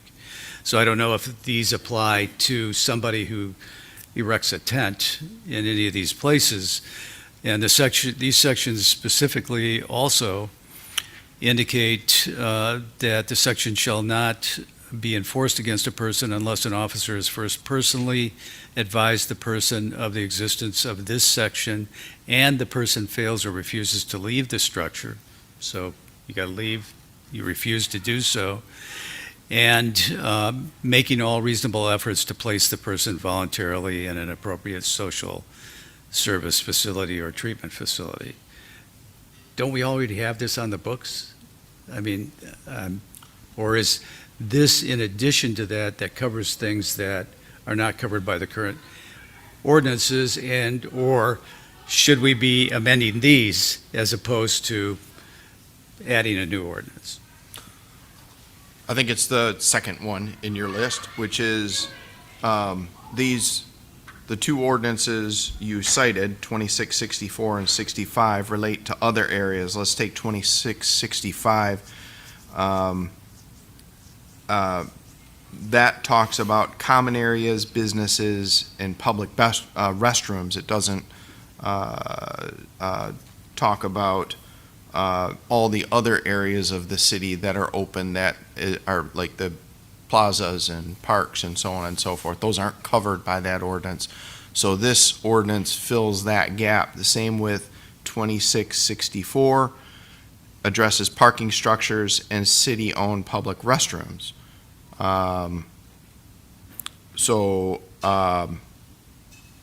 Again, we don't have all the areas covered, so this ordinance covers the additional areas. Let me get over to it. This ordinance has a public place defined more broadly to include a number of other areas that the group in the city and others have identified as areas that are not addressed under those ordinances. So this is filling the gap.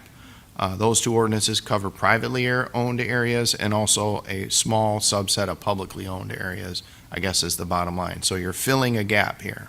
So my question really is, should we be filling those gaps with by amending these two existing ordinances, or have another ordinance in a whole different place that people are going to hopefully rely on?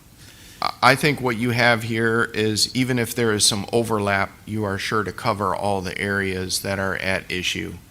There may be some overlap, the parking structures, for example. But this ordinance addresses a wider group. The idea was to capture these areas. Those two ordinances, again, were limited and not as well suited to amending and adding these provisions in a camping in public places ordinances. And considering the fact that those ordinances are more concerned with lying and sleeping as opposed to camping, to me, when I look at the Grants Pass case, which I have advised you on, that related to camping and overnight staying and a certain definition of the term camp or camping, which doesn't exist in those other ordinances. So I think this is going to be your main focus. If anything, if the thought is that the one ordinance that addresses public restrooms and parking structures, perhaps delete it. I don't think you necessarily need to do that. I would encourage enforcement of this ordinance because it is more directly related to camping, which is an area that we know we can address in this manner pursuant to the Grants Pass case. And it's tailored to making sure we're doing the right thing constitutionally under the provisions of that case and what the Supreme Court has told the city it can and cannot do. So I think you're in the right spot with this ordinance. I'd reserve judgment on the other ordinances for now and stick with this one. This one is tailored to make sure it fits under the current state of Supreme Court law. Okay. And then the second part of my question relates specifically to the loitering provision. And I think that a couple of the people who commented at the podium, pointed out the broadness of the, I guess, the independent judgment that might take place that would place people and allow us to move people based on some personal viewpoint. There is a case, which I'm sure you're familiar with, Papa Cristo v. City of Jacksonville, that determined that language similar to what we are proposing was unconstitutional, overbroad, and vague. I noted that the city of Sterling Heights also has a loitering ordinance that, actually 3 ordinances that address loitering issues that are more specific about the loitering activity and why somebody might have to be moved, so that requiring a justifiable and reasonable alarm or immediate concern for the safety of persons or property. So a determination by the police that this person is not only hanging out in a garage, they are actually posing a threat of some kind or a potential threat. We don't seem to have that in our ordinance, and I'm wondering if you feel that still is okay to go forward with. Yeah, I can certainly provide city council with a legal memo on that going forward.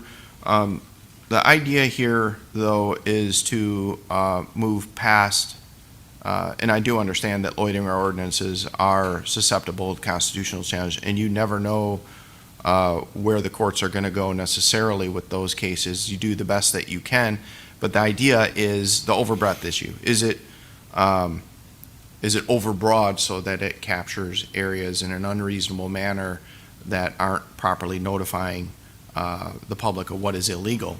And here, what we've tried to do is narrow the definition to parking structures and identify what the purpose of the parking structures are through the definition that's provided and the first sentence of section 26-70, which sets the foundation for the second sentence. And so it is an effort to narrowly define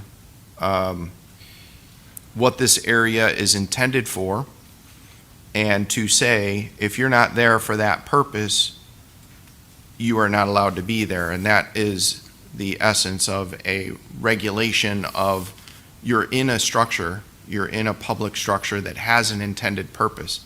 This isn't like a park that is open to all the public.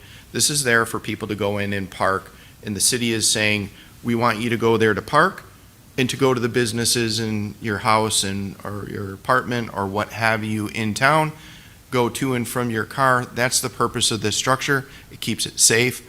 It keeps it the traffic moving and pedestrians moving so that there isn't interference between them.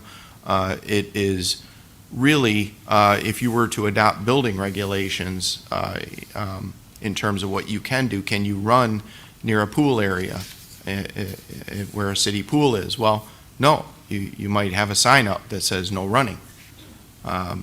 You have to go there, you get in the pool, you get out, and you leave, and things like that. Rules and regulations regarding the city's facilities, I think, are treated a little bit differently than an open air park, where you are part of the purpose of a park is to stay and relax and not necessarily have any purpose while you're there. So that's where you really get, I think, into trouble with some loitering ordinances that cover all areas in the city. This is narrowly defined to one area with a very specific purpose to that facility, that public facility that's there for a specific purpose and use. You're saying what that use is, and you're saying if you're not there using it for that purpose, you're in violation of this ordinance, and the term loitering is used, but it is really a violation of a building regulation, public building regulation. That's how I would present this particular ordinance as opposed to some of the more general, broad, no loitering anywhere in a public place in the city, which is what you often see. And they exist in many cities still to this day. They just haven't been challenged. This was an effort to recognize specific area, identify its purpose, and say if you're not there for that purpose, you need to move on. Okay. Mm-hmm. Further questions? Mr. Whalen? I do have a question. So just to clarify, and I think I know the answer to this question, but I'm just making sure it gets on the record.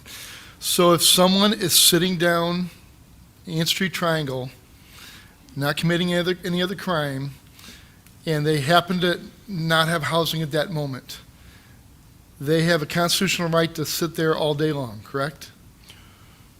I'm sorry, are we in the camping, no camping? Right, I'm saying someone is sitting on a bench downtown East Lansing, okay, not violating any other law. This ordinance would not affect that person, correct? Oh, that is correct, yes. Okay. So people do have the constitutional right to sit as they need to in an open public area. Yes. So also, I think it's already been addressed, the purpose of parking ramps is because we do have a lot of people fighting for those empty spots, right? Chief, has there ever been calls to the police department about people blocking stairwells or harassing people or having any kind of issues in any of the ramps? We have had a significant increase in the number of complaints and concerns coming in from our community members, where they have actually described they feel frightened in our parking ramps. Some of the stairwells have been blocked.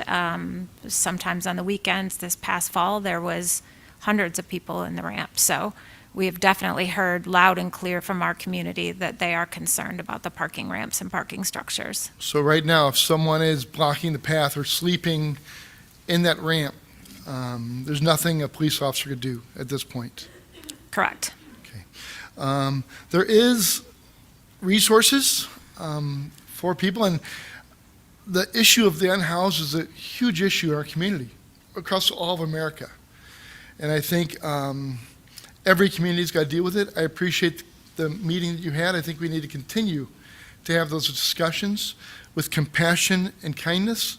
So are you still stating that you want to have a multi-pronged approach to dealing with the people that are dealing with unhoused issues? Yes, we definitely want a multi-prong approach, and the committee. What are some of those prongs? So the committee that started, and again, met over a 5-week period and identified the issues and the solutions, are meeting again, because again, we want to make sure that we're following up on what we recommended with those solutions. So again, just like I spoke about earlier, we talked about the successful leasing program. We're going to follow up on some of the recommendations that came out of the 2-day Unhoused Summit back in November. We are hiring that third social worker, which will be dedicated to the unhoused. And that person, their primary responsibility is going to be offering that person services, whether that is housing or mental health or substance counseling or what other kinds of services that can be provided. So again, we want to make sure that we're hitting this from many different ways to provide services for those individuals that are willing to take those services. So what if someone is extremely intoxicated, where they can't communicate anything? Could we possibly call for a fine East Lansing firefighter medic to come assist them? That is a standard practice, yes. If they're incapacitated or intoxicated. That could be a service. Also, if someone sought out mental health help through community mental health, there's something we can help provide some services there, even give a ride down there. Yes, those are all things that our social workers would assist with as well. But our officers have the ability to do that as well. Right. Last thing is so there is a crisis again in town. There are beds available. I've personally toured the Lansing Rescue Mission. They've changed policies on several different issues. I'm not going to speak to their policies because I don't represent them, but I would welcome anyone in the community to look at their facility. I believe 288 people stayed with them last night, and they still had additional beds, but there's still a crisis in the community. Lastly, do the PACE officers wear body-worn cameras? Yes, they do. And they have now for quite a while? As long as I've been with the department, they've worn body-worn cameras. Okay, thank you. Any further questions for staff, Mr. Grigsby? Yeah, I am really struggling with this issue and how we're addressing it. And I don't have a better answer to the work that's been done, the proposals that have been made. But I also still, I just consciously have, I feel like a commitment to, and I hate to say it like this, but criminalizing this situation where this is our answer, and I just don't have any other options that are better to address some of the concerns we've heard from the community, some of the public safety issues that you have to address downtown, and some of the quality of life issues that we have that are associated with these individuals downtown. And I don't have a question, I just have a struggle with it. And, so I just wanted to say that I'm not quite sure which way I'll go with this. I've had a lot of conversation with people in the community. I've had a lot of internal conversations with myself in regards to how this is being presented and how this will be enforced, and some of the good faith efforts that are put into this, which makes me feel a bit more comfortable. But again, I guess this is why we're here. We're talking about it and the work that's been put in for so long by many individuals that you mentioned earlier. So, yeah, that's where I'm at. And I really, right now, up to this moment, am not quite sure which way I'll go when we come to that decision. But I think the work needs to continue. I don't think this is a full stop in how we go about addressing public safety and some of the quality of life issues that are associated with what's going on downtown with these individuals in regards to the root causes that got them here in the first place. That's all I had to say. Mr. Meadows. I want to sort of second that. I'm concerned about the way this is worded, frankly. So we have, a definition of loiter or loitering means to remain in a place for no obvious reason or reasons other than the purpose for which the place exists. So that applies to every place within the city of East Lansing, basically. It isn't limited to a parking structure or anything, although the later provision addresses that specifically. But essentially, that is our definition with regard to this particular ordinance, which means to me that it is possible, and I don't want to have language that is so precise that it can only be used in a certain way. We do have to have some flexibility. But this indicates to me that it is entirely possible that some of the complaints that we heard at the podium tonight are accurate, and that it would allow people to be arrested for loitering when they were just hanging out. They don't have to have a reason. If I want to go stand in Ann Street Plaza and spend the next 6 hours sitting there and not doing anything, that's my right to do that.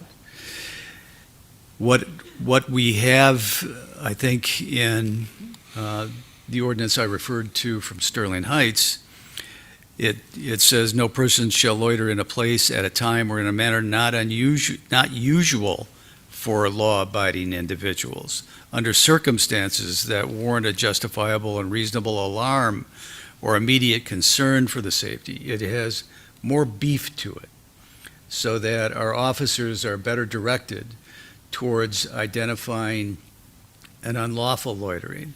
If a business owner says, I want you to leave my premises, and somebody fails to do so, that could be a reason why we apprehend somebody and move them on. We still have the provisions that would require us to at least try to provide social services to this individual in any event, or at least to talk to them and ask them to move, and they would refuse to move. I think that it might be useful for us to have this on not take action this evening, but have this on an agenda, a discussion agenda, and then follow it up with passage or not passage at a later date. And I don't know that it's critical for us to get this done right now. And so I'm going to move to defer this matter to our last meeting in January, and have it on the agenda for next week's discussion-only meetings, so that we can continue to have this particular dialogue and determine whether we want to add some language to this to make it more clear as to what we are actually preventing. So that's my motion. Before anyone seconds that, let me just make a procedural point, which is that at the last meeting in January, our city attorney will not be here. He has another Okay, and commitment. he usually doesn't come to the discussion-only meetings, so how about the first meeting in February then, after the discussion-only meeting? First business meeting in February, so that's your amended motion? Yep. Okay. Is there a second to the motion? I'll second. Second by Mayor Pro Tem Grigsby. Any further discussion of the motion to defer? Yeah, I just wanted to comment on that. I mean, I think we need to get this as right as we can, so that we can represent our best foot forward in regards to addressing the issues that the work's been put into, but also having a well-written proposal in a way that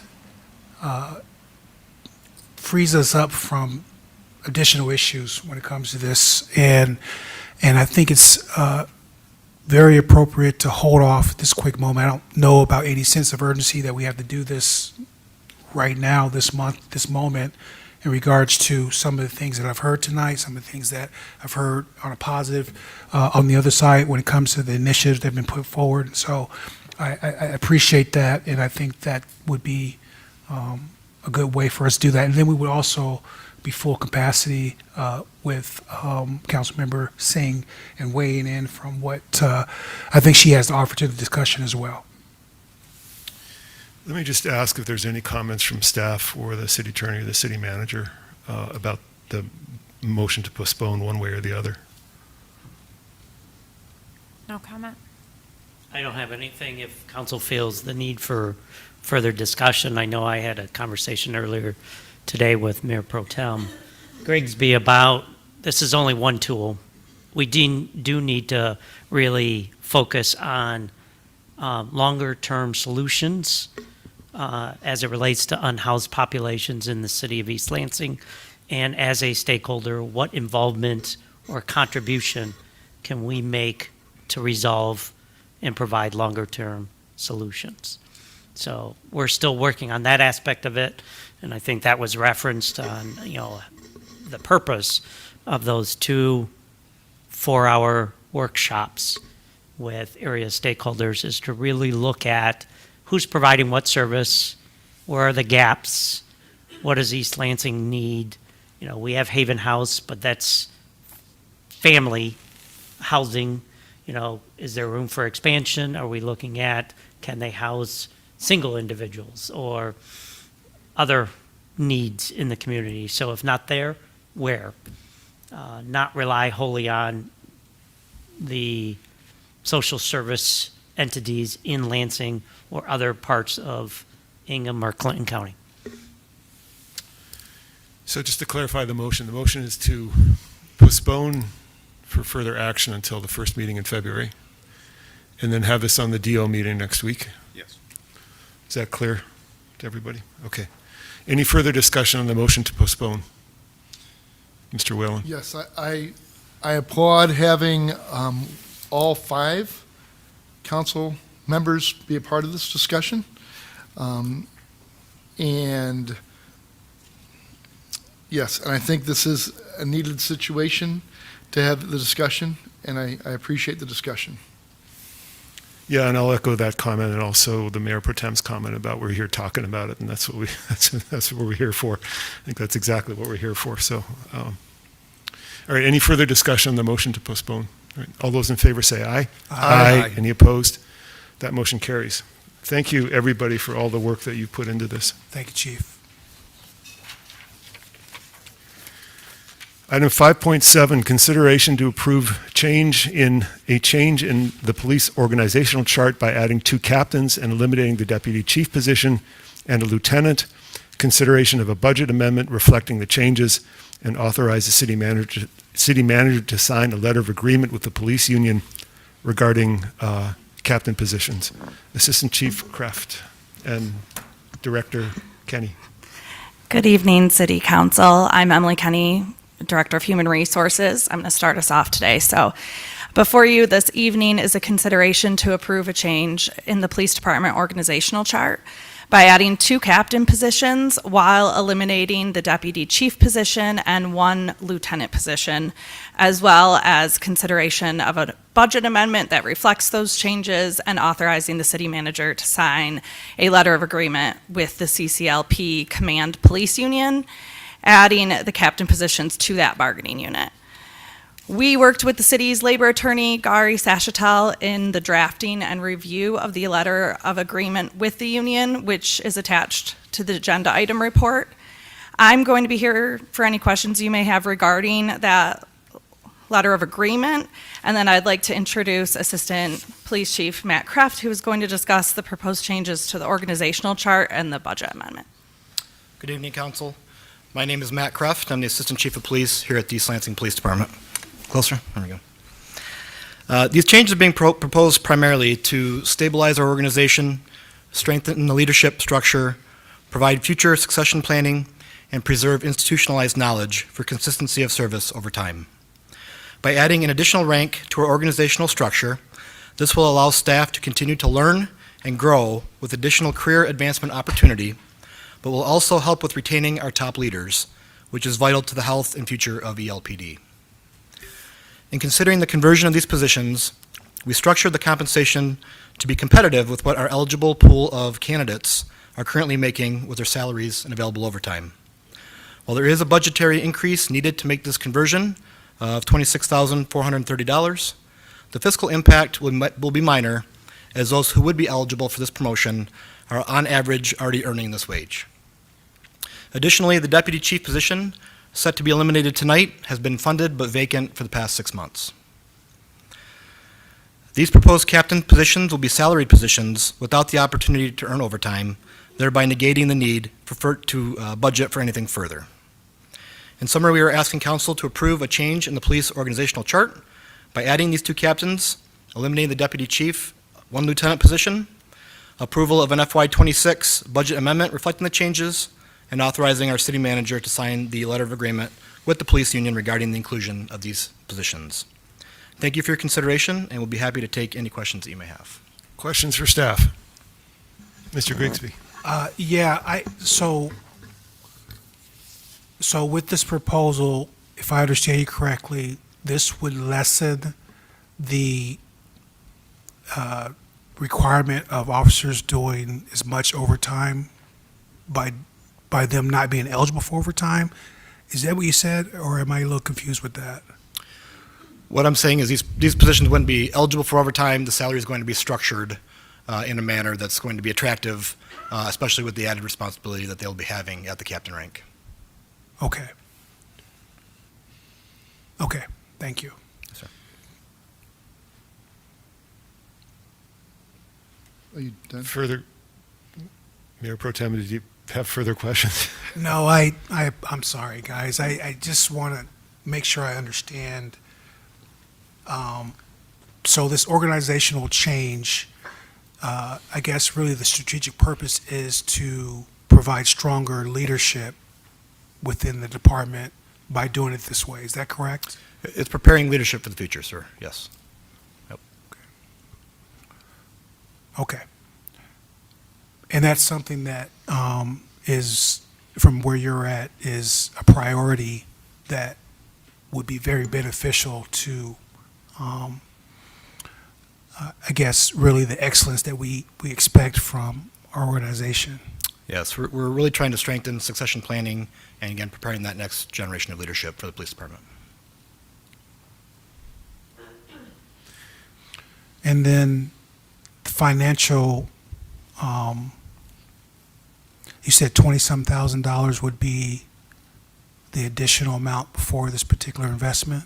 Correct. The elimination of the deputy chief position does come with it some savings, but when we convert the lieutenant position to the other captain, that's where the expense comes in with consideration for benefits as well. Thank you. Thank you, sir. So just to follow up on that, the way I read it is essentially you're filling a gap in the rank structure, right? That's correct. Yes, sir. And what that does is it provides sort of a smoother path of ascent for leaders in your department and route to being top management. Exactly. Yes, sir. Right. And so it's a place for people to go. It's a place for people to then learn when they go there. And then the other thing you're doing with this is you're making this a union position. We are, yes. Right, so that they have the protection of the union at a higher level than they do now. Correct. So that's sort of hitting a couple of important bases. Yes. Is that That's exactly right, yes. Reasonable? All right, thanks. Other questions or comments? Mr. Whalen? Yeah, I want to clarify the same thing. So these two would potentially be in the union. The union would need to approve that. The city would need to approve that, having them step into the union, right? Because captains in the past were not unionized. That's correct. The unions have already approved it. They've already signed the LOA. So where this could possibly save some money is that person is currently lieutenant or the captains previously, the people that, the overtime rate would be much higher because their salary is higher, correct? So someone would potentially make less money as a captain than if they made a lot of overtime in the old structure, correct? As it currently stands, yes. The potential is there. So, So the money may be negated from that, like you said earlier. Yes, sir. And so then there will be no more, you are the assistant chief? I am, yes. There'll be no more deputy chief, no more, one lieutenant will be eliminated, and it would be a middle road of captains. Yes, sir. Thank you. Further questions for staff? How many lieutenants are there now? 5. 5, so you would go from 5 to 4? Yes, sir. So you have 4 lieutenants, 2 captains, Yes. 1 assistant chief, 1 chief. That is correct, yes. Okay. Any further, well, is there a motion?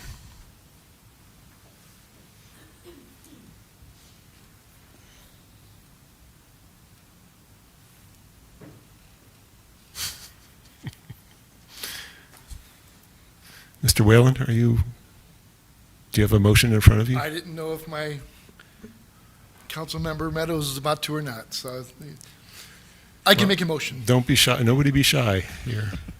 I move to approve of a change in the police organizational chart by adding 2 captains and eliminating the deputy chief position and a lieutenant.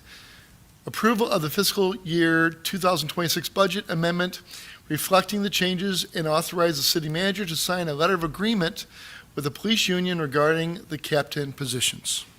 Moved by Whalen, second by Meadows. Any further discussion of the motion? All right, all those in favor say aye. Aye. Any opposed? That motion carries. Thank you. Thank you. Assistant Chief, and thank you, Director Kenny. Next item on the agenda is first reading and referral to the Planning Commission of Ordinance 1562, a request from Hagen Group LLC to conditionally rezone 743, 755, and 765 Grove Street from R2 Medium Density Single Family Residential District to RM32 City Center Multiple Family Residential District in order for 743 and 765 Grove Street to be used as multifamily dwelling units licensed for 4 unrelated or a family. Ms. Wright and Mr. Bartley. Thank you, Mayor Landon Bartley, Principal Planner, and this is Alicia Wright, Senior Planner. I appreciate Alicia preparing the AIR for me while I was out of town. You're correct that this is a first reading, an introduction and referral to the Planning Commission for a public hearing and voter recommendation for a conditional rezoning request for 743, 755, and 765 Grove Street. You may recall seeing a very similar request within the last couple of years. In July 2024, there was a non-conditional rezoning request for these properties that was denied. The applicant returned and had a conditional rezoning request approved in January of 2025. And that was to have a conditional rezoning conditioned on the future construction of a 14-unit, 48-bed apartment building. The applicant seeks to have a different project that is not an apartment building, and specifically would have 743 and 765 Grove, existing houses that would be converted into a multifamily house licensed for 4 unrelated individuals each. So, and if this conditional rezoning request is approved, then the previous conditional rezoning agreement would be then rescinded. So the request is to move to introduce and refer this ordinance 1562 to the Planning Commission for a public hearing and voter recommendation. Can I or Alicia answer any questions? Questions? I did speak with, yes, sorry. Mr. Whalen. So the only one concern is that I guess 755's got a very small driveway.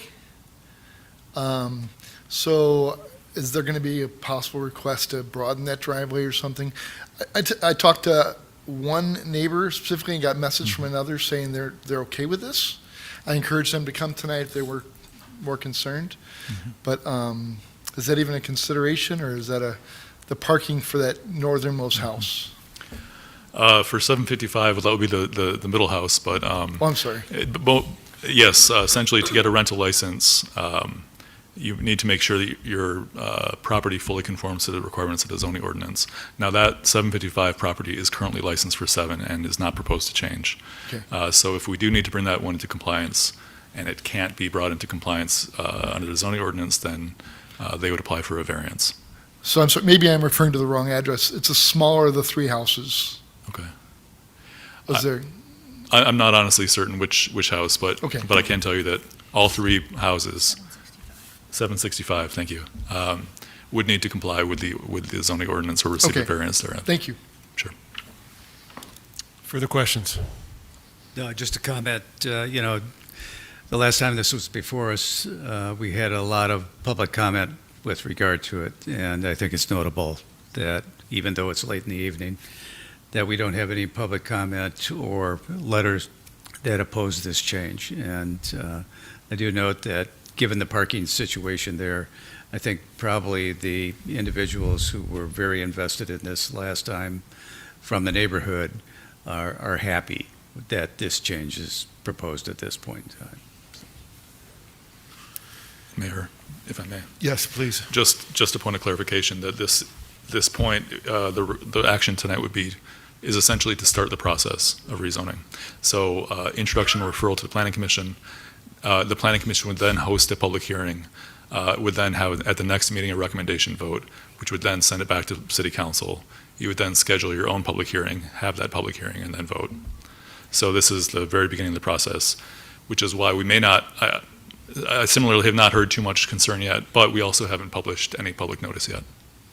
So, Great. Thank you. Yes, I'll just note that it was at this point that we started to see people showing up last time. I appreciate that. So just to clarify, under the proposed conditional rezoning, the use would be limited to occupancy of 7 at 755 and occupancy of 4 at 743 and 765. So they couldn't upzone and keep the zoning change under the proposal. That's correct. Okay. Any further discussion? Is there a motion?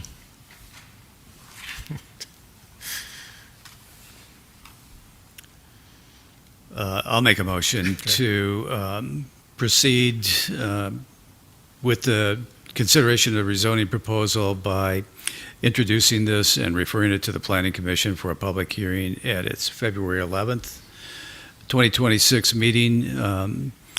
Ordinance 1562 to conditionally rezone 743, 755, and 765 Grove Street from R2, medium-density, single-family residential district to RM32, City Center, multiple-family residential district for 743 and 765 Grove Street to be used as multifamily dwelling units. Moved by Meadows, second by Whalen. Any further discussion?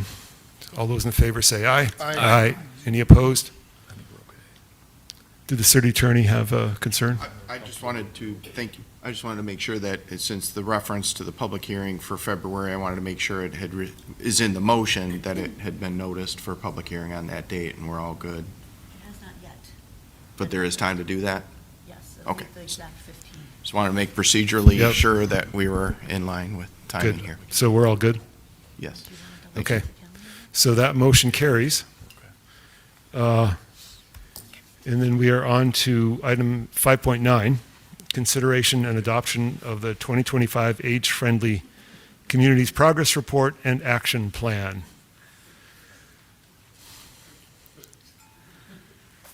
Dr. Lavande.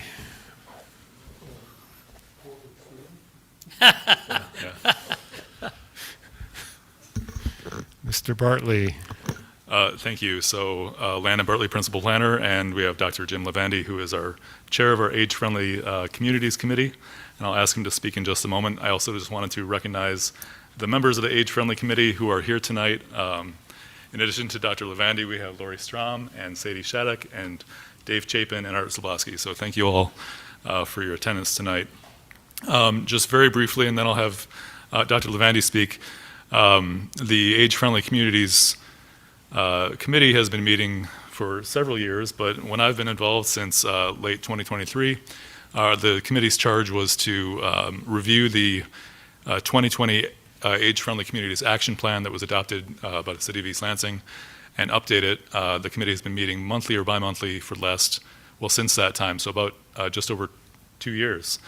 And in November, finalized the Age-Friendly Action Plan and Progress Report.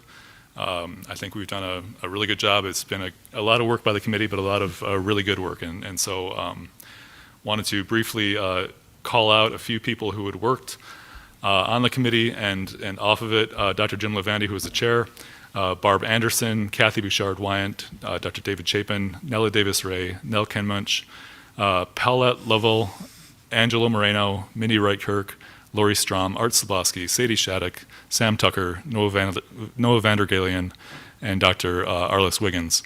And also staff, in addition to myself, I want to recognize Emily Hansen, our former primetime program manager, Hannah Prins, a former planning intern, and Alicia Williams, our primetime director. And with that, Dr. Levandy, if you have any comments about the plan or the process, we'd love to hear them. Thank you. All I'd like to say is the age-friendly communities is a process. We've been working since 2017 to achieve what the council has already approved, but it's something that you don't stop polishing. And that's why we're here tonight, is to ask you to continue by your acceptance of the changes in the plan. And I'd also like to emphasize that this is data-driven. The Senior Commission and the Steering Committee worked in collaboration on a survey that was completed in '24. And that information is incorporated in the changes in the plan. And if you read the whole plan, you will get all the data from the survey because it's in the appendix. So I encourage you to consider it and to pass it. Questions or comments for our staff? Mr. I'd Whalen. like to recognize and appreciate the committee for working tirelessly on this, and I appreciate that. Anything further, Mr. Meadows? Just, obviously, we'd like to thank all the members of the committee, but I want to just single out Dr. Levandy, who I think has chaired it from the beginning. It took it through its first part, took it through its second part, also as a member of the Senior Commission, has worked tirelessly for seniors within this community for a lengthy period of time. So thanks a lot for your work. Anything further? Mr. Grigsby, any comments? Okay. I just want to add that I think all the members of the Age-Friendly Community Committee are also members of other boards and commissions. And so they're doing double duty on this. So thank you all for your work on this. And also the longevity is important. The institutional memory, carrying the priorities forward is really important, as we've heard in various ways over the past couple of years for sure, and again tonight. Fantastic. Yep, agreed. Is there a motion? I'll move to adopt the 2025 Age-Friendly Communities Progress Report and Action Plan. Moved by the Mayor Pro Tem, second by Second. Whalen. I think he got there by a nose. Any further discussion of the motion? All right, all those in favor say aye. Aye. Any opposed? None opposed. That motion carries. Thank you very much for sticking it out with us to the very end tonight. And that brings us to item 6, which is adjournment. Is there a motion to adjourn? Can't we add several things till midnight? Would you like to? Any I'd like to ideas? move to adjourn. Move to adjourn. Second. Moved by Whalen, second by Grigsby.